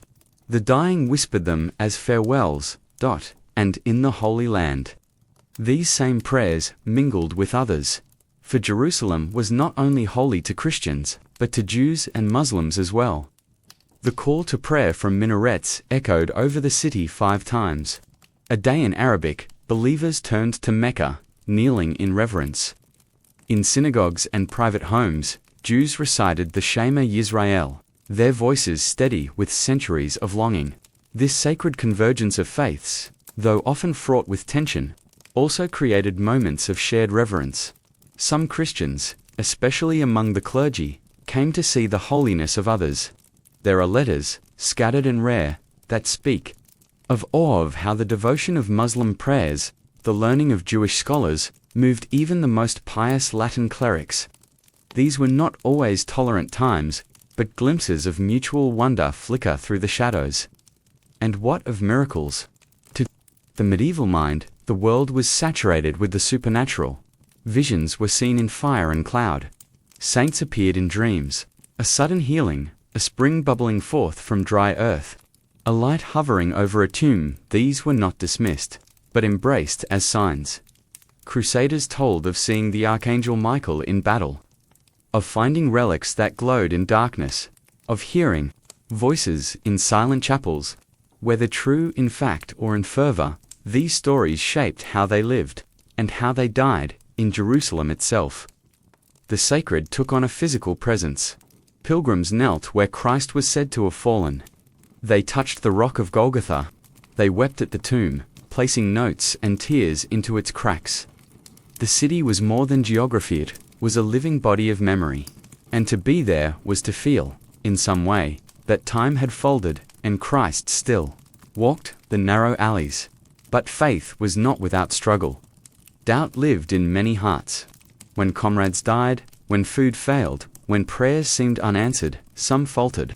Others grew more rigid, turning their uncertainty into anger or exclusion. The church tried to guide them through indulgences, counsels, and rituals. But faith remained deeply personal, shaped by each heart's own shadow and light. Let us end this chapter in a quiet church near Bethlehem. The candles are lit, the stone walls glow warm in their light. A priest stands at the altar, his voice steady as he chants the Mass. Around him, pilgrims kneel. Some are missing family. Some carry wounds. All carry questions. And above them, in a high window, a stained glass image of the Virgin cradles the Christ child, her eyes soft, her smile small, like the peace of a prayer answered not in thunder, but in stillness. While kings rode eastward and knights prayed beneath the stars of Jerusalem, behind them, across Europe and the Levant, children grew quietly, curiously, within a world transformed by crusade. These were not the warriors or pilgrims, not the merchants or monks. They were the sons and daughters who listened, watched, and absorbed the world as it shifted like soil beneath their bare feet. Let us now turn our gaze to childhood. During the time of the Crusades, life shaped by both innocence and inheritance, by lullabies and distant wars. Picture a small village in Burgundy, shaded by chestnut trees. The year is 1101. A boy, no older than 8, carries a wooden pail to the stream. His tunic is patched, his knees dusty. In his pocket, he holds a small carved cross given by his father before he marched east. The boy has never seen Jerusalem. He has never seen war, but he knows the word crusade. He hears it in sermons, in song. In his mother's quiet weeping at night, children during this time lived close to the ground. Their world was immediate weather, hunger, chores, and games. Most were born into peasant households. Their earliest memories were of animal pens, kitchens, and chapels. They rose with the sun, helped in the fields or at the loom, and learned not from books, but from hence those of parents, neighbors, and village elders. There were few toys, a carved whistle, a bundle of rags turned into a doll, a wooden sword for pretend battles. And yet, imagination bloomed. Games were drawn from work mimicking, plowing, baking, or guarding sheep. Play and labor blended softly, like day into dusk. Church watched over them. From baptism to First Communion, the life of a child was entwined with ritual. Names were chosen from saints. Crosses were etched on walls above cradles. Illness was met with prayer and herbs. Death, always close, was explained, not as an end, but a passage. Angels, devils, heaven, and sin were real presences in the stories they heard, and the symbols they saw, in noble households. The path was different. Sons of knights were raised for battle. At age 7 or so, a boy might leave home to serve as a page in another lord's castle. There, he would learn to ride, to hunt, to serve at table. He would listen to tales of Charlemagne, of Roland and the Saracens, of holy quests and brave deaths. His play was shaped by disciplined wooden swords, jousting on ponies, archery in the meadows. By 14, he could become a squire learning the art of war by the side of a knight. He would tend armor, sharpen blades, and ride into battle not as a fighter, but as a witness. If he lived, if he proved himself, he might be knighted before 20. The Crusades added new urgency to this path. To fight in the Holy Land was not just duty, it was salvation. Noble daughters, meanwhile, were trained in the arts of the home. They learned to sew, to sing, to manage estates. They were taught herbs and healing, prayer and poetry. Some were promised in marriage before they reached puberty, alliances forged not with affection, but with land and legacy. Others entered convents, where their days were marked by silence, study, and the slow unfolding of spiritual purpose. But across all classes, childhood was brief. By 12 or 13, most children were considered near adults. They worked full days, took on responsibilities, and faced the same hardships as their parents. Life expectancy was short. Maturity, in body and mind, came early. Yet, amid the toil, children found joy. They laughed, they ran, they climbed trees and threw stones. They listened wide-eyed to the stories told at night of dragons, of saints, of crusading fathers and their distant glory. For some, these tales stirred wonder. For others, fear. In the cities and ports of the Crusader states, childhood wore a different cloak. Here, the children of settlers, Franks, Armenians, Syrians, and Greeks played in narrow alleys beneath latticed windows. They heard many tongues, tasted many spices, and saw pilgrims pass like waves. They lived in a blend of cultures, where Christian, Muslim, and Jewish neighbors shared streets, if not prayers. Some were children of mixed heritage, sons of knights, and local women, daughters of traders and artisans. Their identity was both bridge and burden, belonging to many worlds, yet fully to none. They grew up with tales of Europe, yet knew only the warm light of the Levant and the songs of its dusk. And then there were the orphans. War left many fatherless. Some mothers died in childbirth, others from illness or exile. Monasteries took in the abandoned almshouses, fed the lost. But not all found refuge. Some wandered, some begged, and some joined bands of travelers or soldiers, seeking food and shelter where they could. Despite it all, life moved forward. The seasons turned. Children grew. Those who once chased chickens grew into men who carried swords or plows. Girls who braided doll hair became women who braided their daughters' hair in turn. The cycle held. The world of the Crusades, filled with violence, faith, trade, and lost quests, also filled with lullabies and small hands held. In quiet trust, let us now sit beside a village hearth. A mother hums a soft song as she stitches a patch onto her son's tunic. He leans against her, eyes closing, the fire casting long shadows. Outside, the stars are rising. Somewhere far away, in a land he may never see, his father fights or prays, or perhaps has fallen. But here, in this small room, the world is warm. Childhood, in the time of the Crusades, was no fairy tale. It was raw, real, and tender in ways that defy legend. Long after the last sword was sheathed, and the banners of the Latin kingdoms faded into dust, the Crusades lived on not only in the ruins of castles or the worn stones of Jerusalem, but in the minds and memories of generations who followed. These were not just events, they were echoes, carried on the breath of storytellers, scribes, and scholars, reshaped by longing, pride, guilt, and wonder. Let us now enter the quiet chambers of memory where history blends with legend, and the past becomes both teacher and tale. By the 13th century, many of the original Crusaders were gone. The Kingdom of Jerusalem had fallen to Saladin in 1187. Briefly reclaimed, it would be lost again, its holy sites once more slipping from Latin hands. The dream of a permanent Christian realm in the East waned. The military campaigns continued. For a time one crusade after another, but none recaptured the first fire. The raw faith of 1096. Yet the stories endured in monasteries across Europe. Monks copied chronicles by candlelight accounts written by those who had marched, fought, and wept beneath the stars of the East. William of Tyre, Fulcher of Chartres, Raymond of Aguilar's, these chroniclers left behind volumes filled with both detail and devotion. Their words preserved battles, speeches, miracles, and martyrs. But more than facts, they preserved emotion. The Crusades were remembered not just as wars, but as pilgrimages, as trials of faith, as proof that the divine could move through the grit of human endeavor. The idea that ordinary men and women could achieve the extraordinary through belief became a cornerstone of Christian imagination. And with time, the edges of memory softened. Heroes grew taller in the retelling. Miracles grew brighter. The hardships, hunger, disease, infighting, were often brushed aside.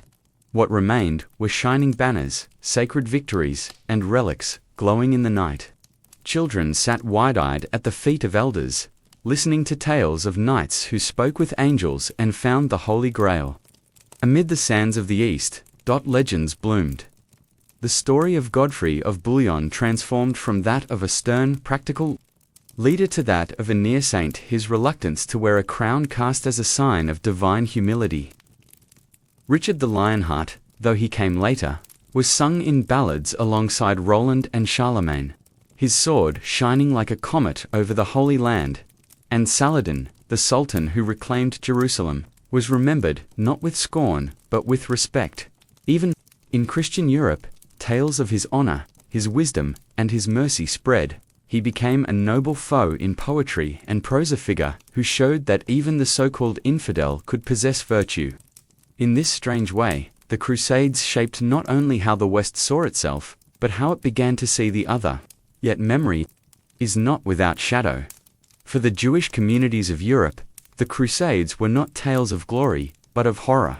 Pogroms swept across the Rhine Valley during the People's Crusade.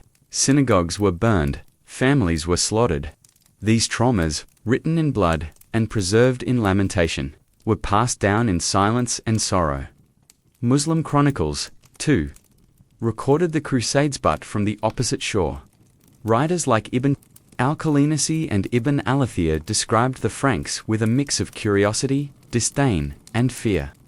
They noted their savagery, their bravery, their lack of manners, their relentless faith. In Muslim memory, the Crusades were both invasion and revelation, a moment when the Islamic world was forced to reckon with an enemy unlike any before. And yet, here too, memory transformed. Over time, some Muslims came to see the Crusades as a divine test, others as an awakening. Saladin became a symbol of unity and justice. His name echoed in Friday sermons and schoolbooks for centuries, a reminder of what could be achieved through strength and righteousness. In the Jewish, Christian, and Muslim worlds, the Crusades became more than history, they became mirrors. Mirrors through which each culture viewed itself, its struggles, its saints, and its sins. The stories were shaped not just by what happened, but by what each generation needed to remember or forget. By the 14th and 15th centuries, the tone changed again.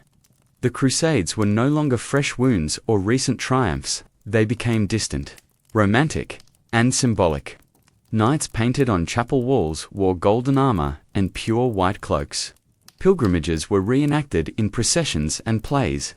The Holy Land, though still revered, drifted further into myth. In art and literature, The Crusades became a canvas for ideals: chivalry, sacrifice, loyalty, and divine purpose. Troubadours sang of doomed love between Christian knights and Saracen princesses. Epic poems wove magic into the marches eastward, and across Europe, churches preserved splinters of the true cross, bones of Crusader saints, and fragments of Jerusalem stone. The real Crusaders would scarcely have recognized themselves. But memory does not stay still. In later centuries, the Crusades were invoked for new wars, new ideologies. Kings used the imagery of the cross for conquest.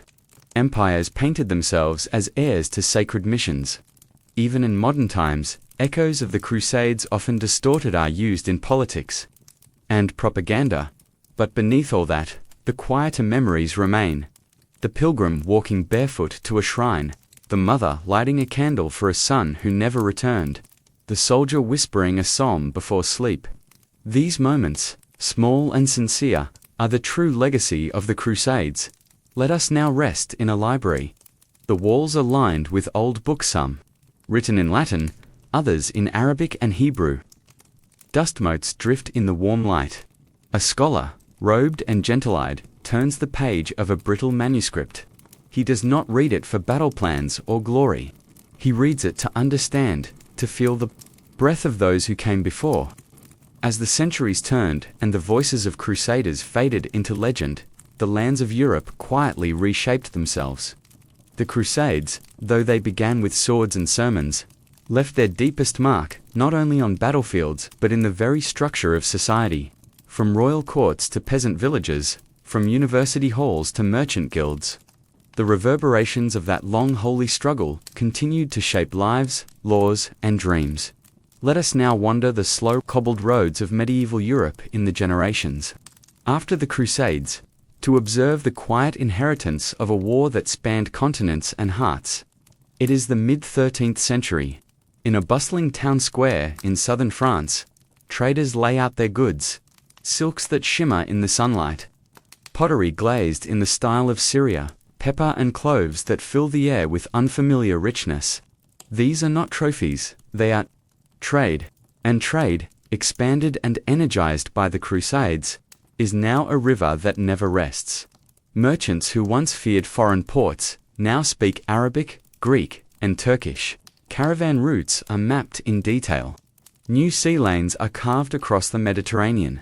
Italian city-states Venice, Genoa, Pisa have grown rich not only from ferrying crusaders, but from the steady flow of goods that followed them. Markets bustle, towns grow, and with this growth comes power. The feudal system, once the backbone of medieval Europe, begins to soften at the edges. Nobles who sold lands or taxed heavily to fund their expeditions find their influence waning. In their place, a new class rises: merchants, bankers, artisans, men and women who understand value in coin as much as in land. The kings of Europe take note. For monarchs, the Crusades were both opportunity and challenge. Many had supported them publicly, raised armies, and taxed their realms to fund holy war. Some even took up the cross themselves, like Richard the Lionheart, whose fame endured far longer than his reign. But in the aftermath, royal power often grew stronger as nobles died abroad or returned weakened. Kings consolidated lands. Central governments gained more control over law and justice. Castles once held by independent lords were absorbed into royal domains. The idea of kingship ordained by God and tied to holy causes was reinforced by crusading rhetoric. The Church, too, was changed. In the 11th century, the Pope had called for the First Crusade as a shepherd calls a scattered flock. By the 13th century, papal authority reached further than ever. The idea that the Pope could grant indulgences, command armies, and direct the fate of kingdoms was now accepted even if contested. Monasteries flourished, pilgrimage routes multiplied. New religious orders emerged, some shaped directly by crusading. Life. The Knights Templar, founded to protect pilgrims, became one of the most powerful institutions in Europe, combining martial discipline with financial savvy. The Hospitallers, once humble caretakers of the sick in Jerusalem, became warriors and landholders.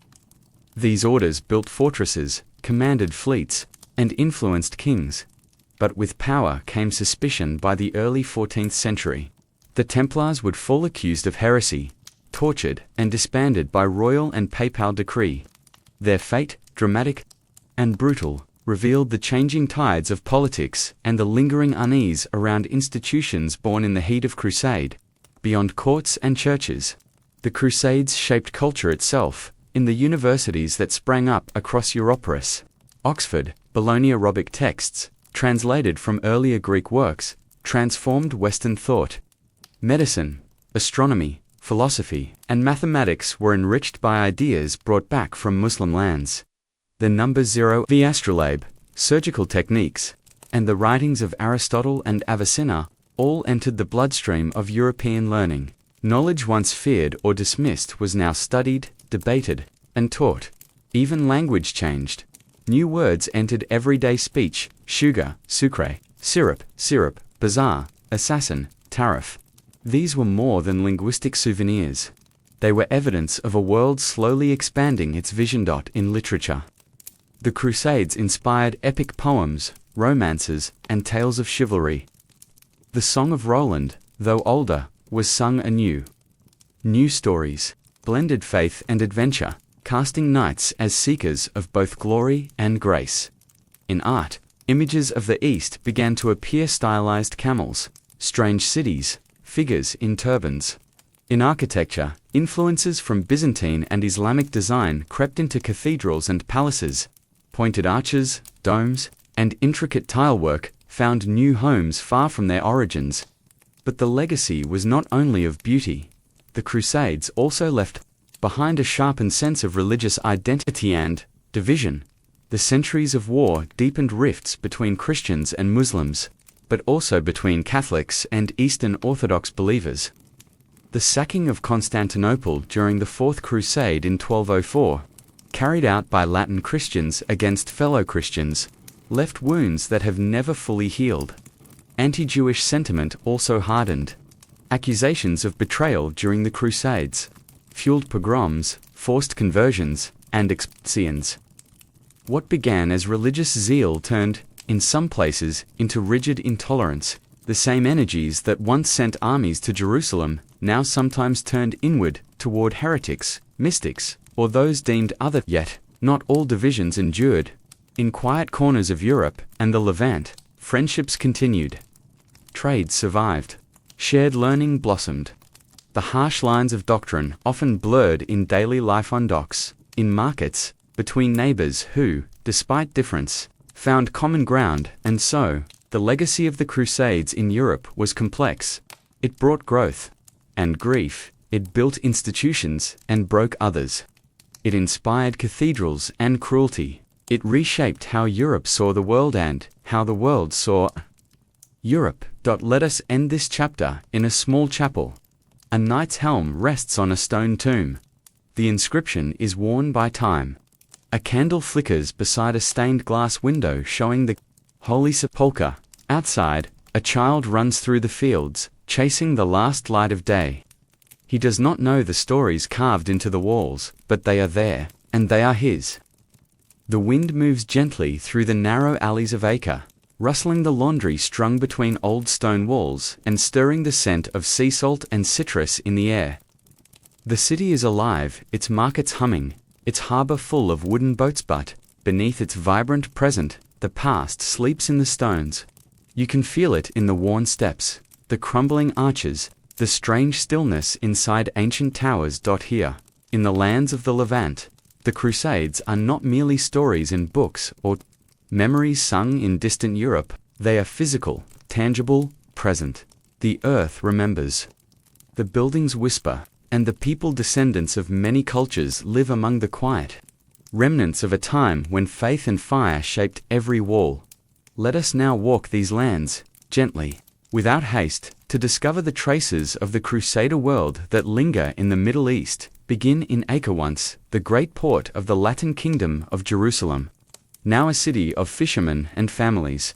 It was here that the Crusaders held their last stronghold before the tide of history swept them away in 1291. The sea laps against the old Crusader seawall, its stones smoothed by centuries. Beneath the surface, submerged columns from old docks, whisper of trade ships, soldiers, pilgrims, and spices. Beneath the modern city, an entire Crusader city lies buried. Vaulted halls once walked by Templars, cobbled streets that echoed with the boots of Hospitallers, and dining rooms that hosted the knights who came seeking not conquest, but salvation. Tour guides now walk visitors through these cool chambers, where the past hangs in the air like a faint echo. No reenactment is needed. The place speaks for itself. Travel inland to the ruins of Castles Crac des Chevaliers in Syria. Still towering above the valley, like a sleeping lion, built and expanded by the Knights Hospitaller, it is a marvel of medieval military engineering. Double walls, a moat carved from bedrock, arrow slits and towers designed not just to resist siege, but to proclaim permanence. Walk along its ramparts at sunset, and you may hear the wind whisper across the stone like forgotten hymns. Farther north, near Tripoli, stands Kalat Market Castle, once a stronghold of the Hospitallers, its black basalt walls still looming with quiet strength. In the heart of Lebanon, the Crusader fortress of Beaufort rises above the Litani River, gazing silently toward Galilee. These places, once fierce with fire and faith, now rest beneath vines and moss.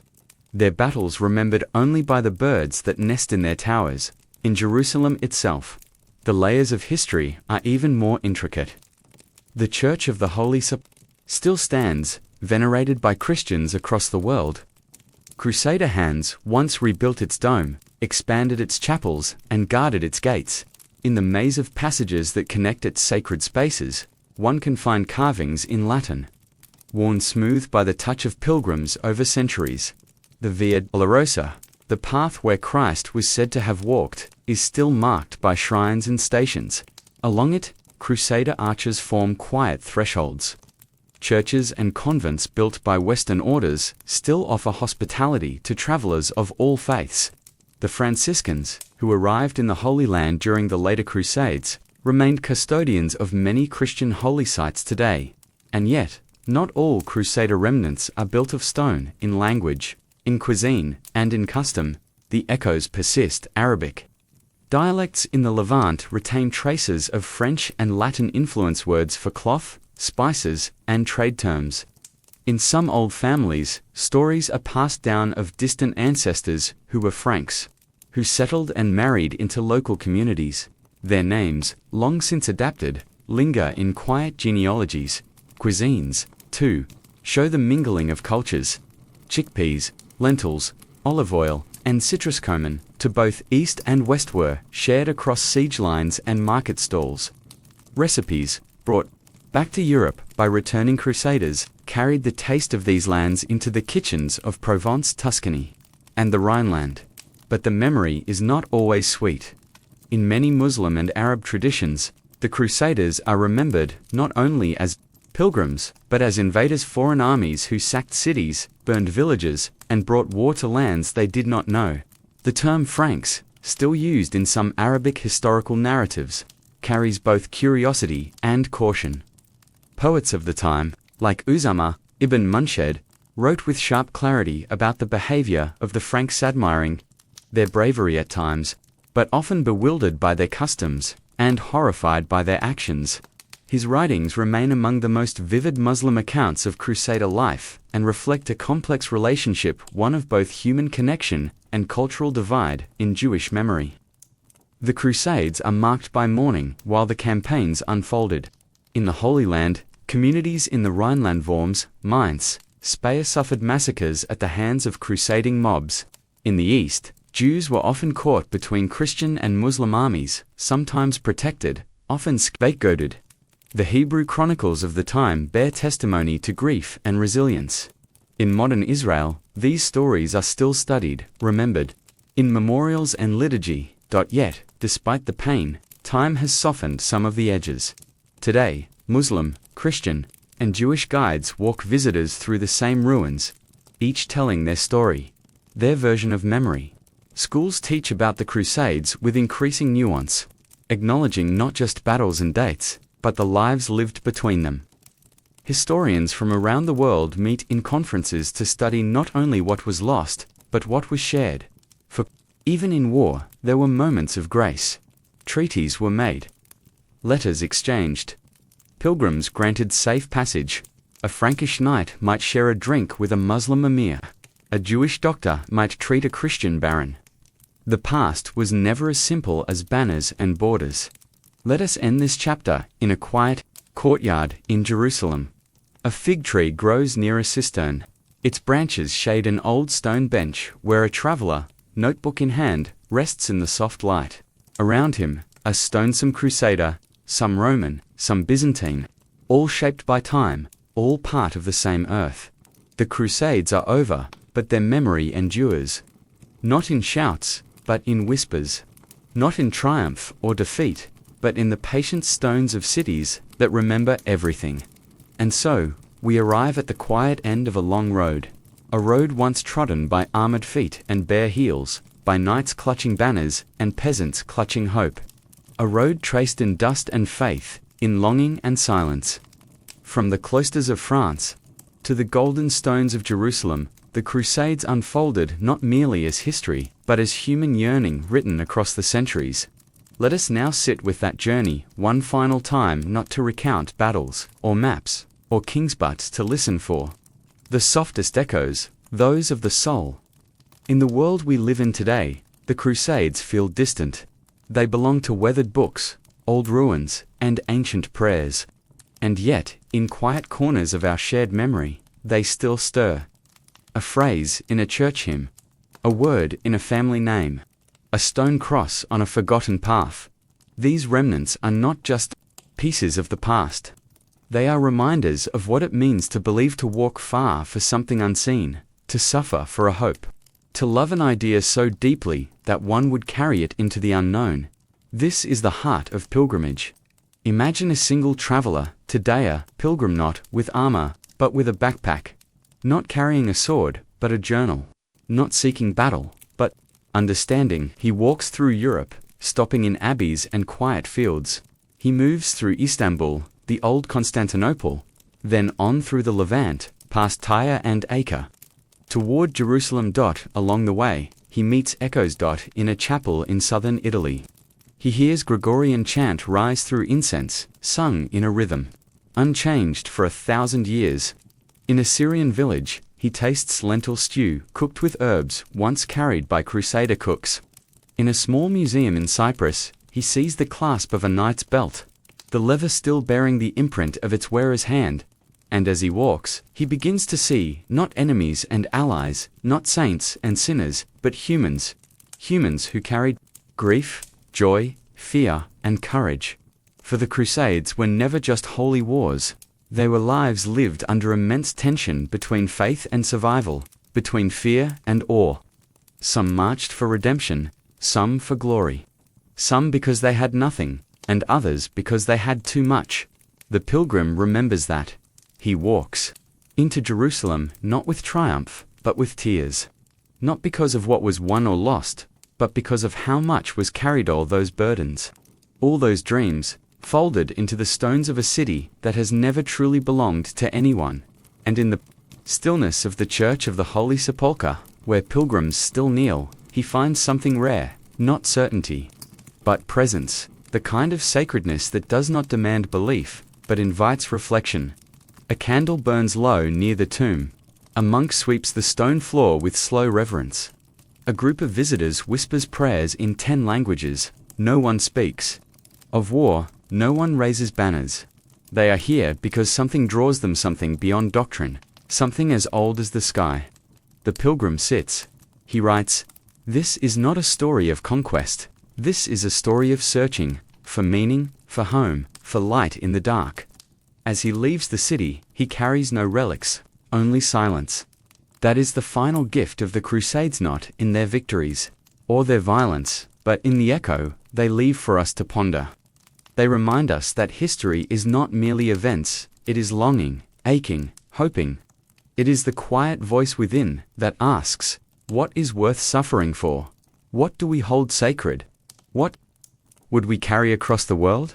In our modern world, so full of noise and haste, Perhaps this is what we need most from those old, dusty roads, not glory, not myth, but stillness.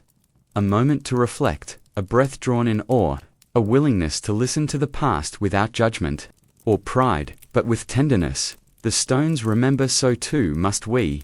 Let us now leave the road. Let the dust settle. Let the cross, once heavy on weary shoulders, rest in the soft grass of evening. Somewhere, a bell rings. Somewhere, a child asks about Jerusalem. Somewhere, a candle flickers beside an old book, and in that flicker lives the last pilgrim, not in armor or sandal, but in spirit. He does not march, he listens. And that is where our journey ends, not in thunder, but in quiet understanding. The world reached by faith and fire has given way to another. But its story, softly told, still walks beside us, always.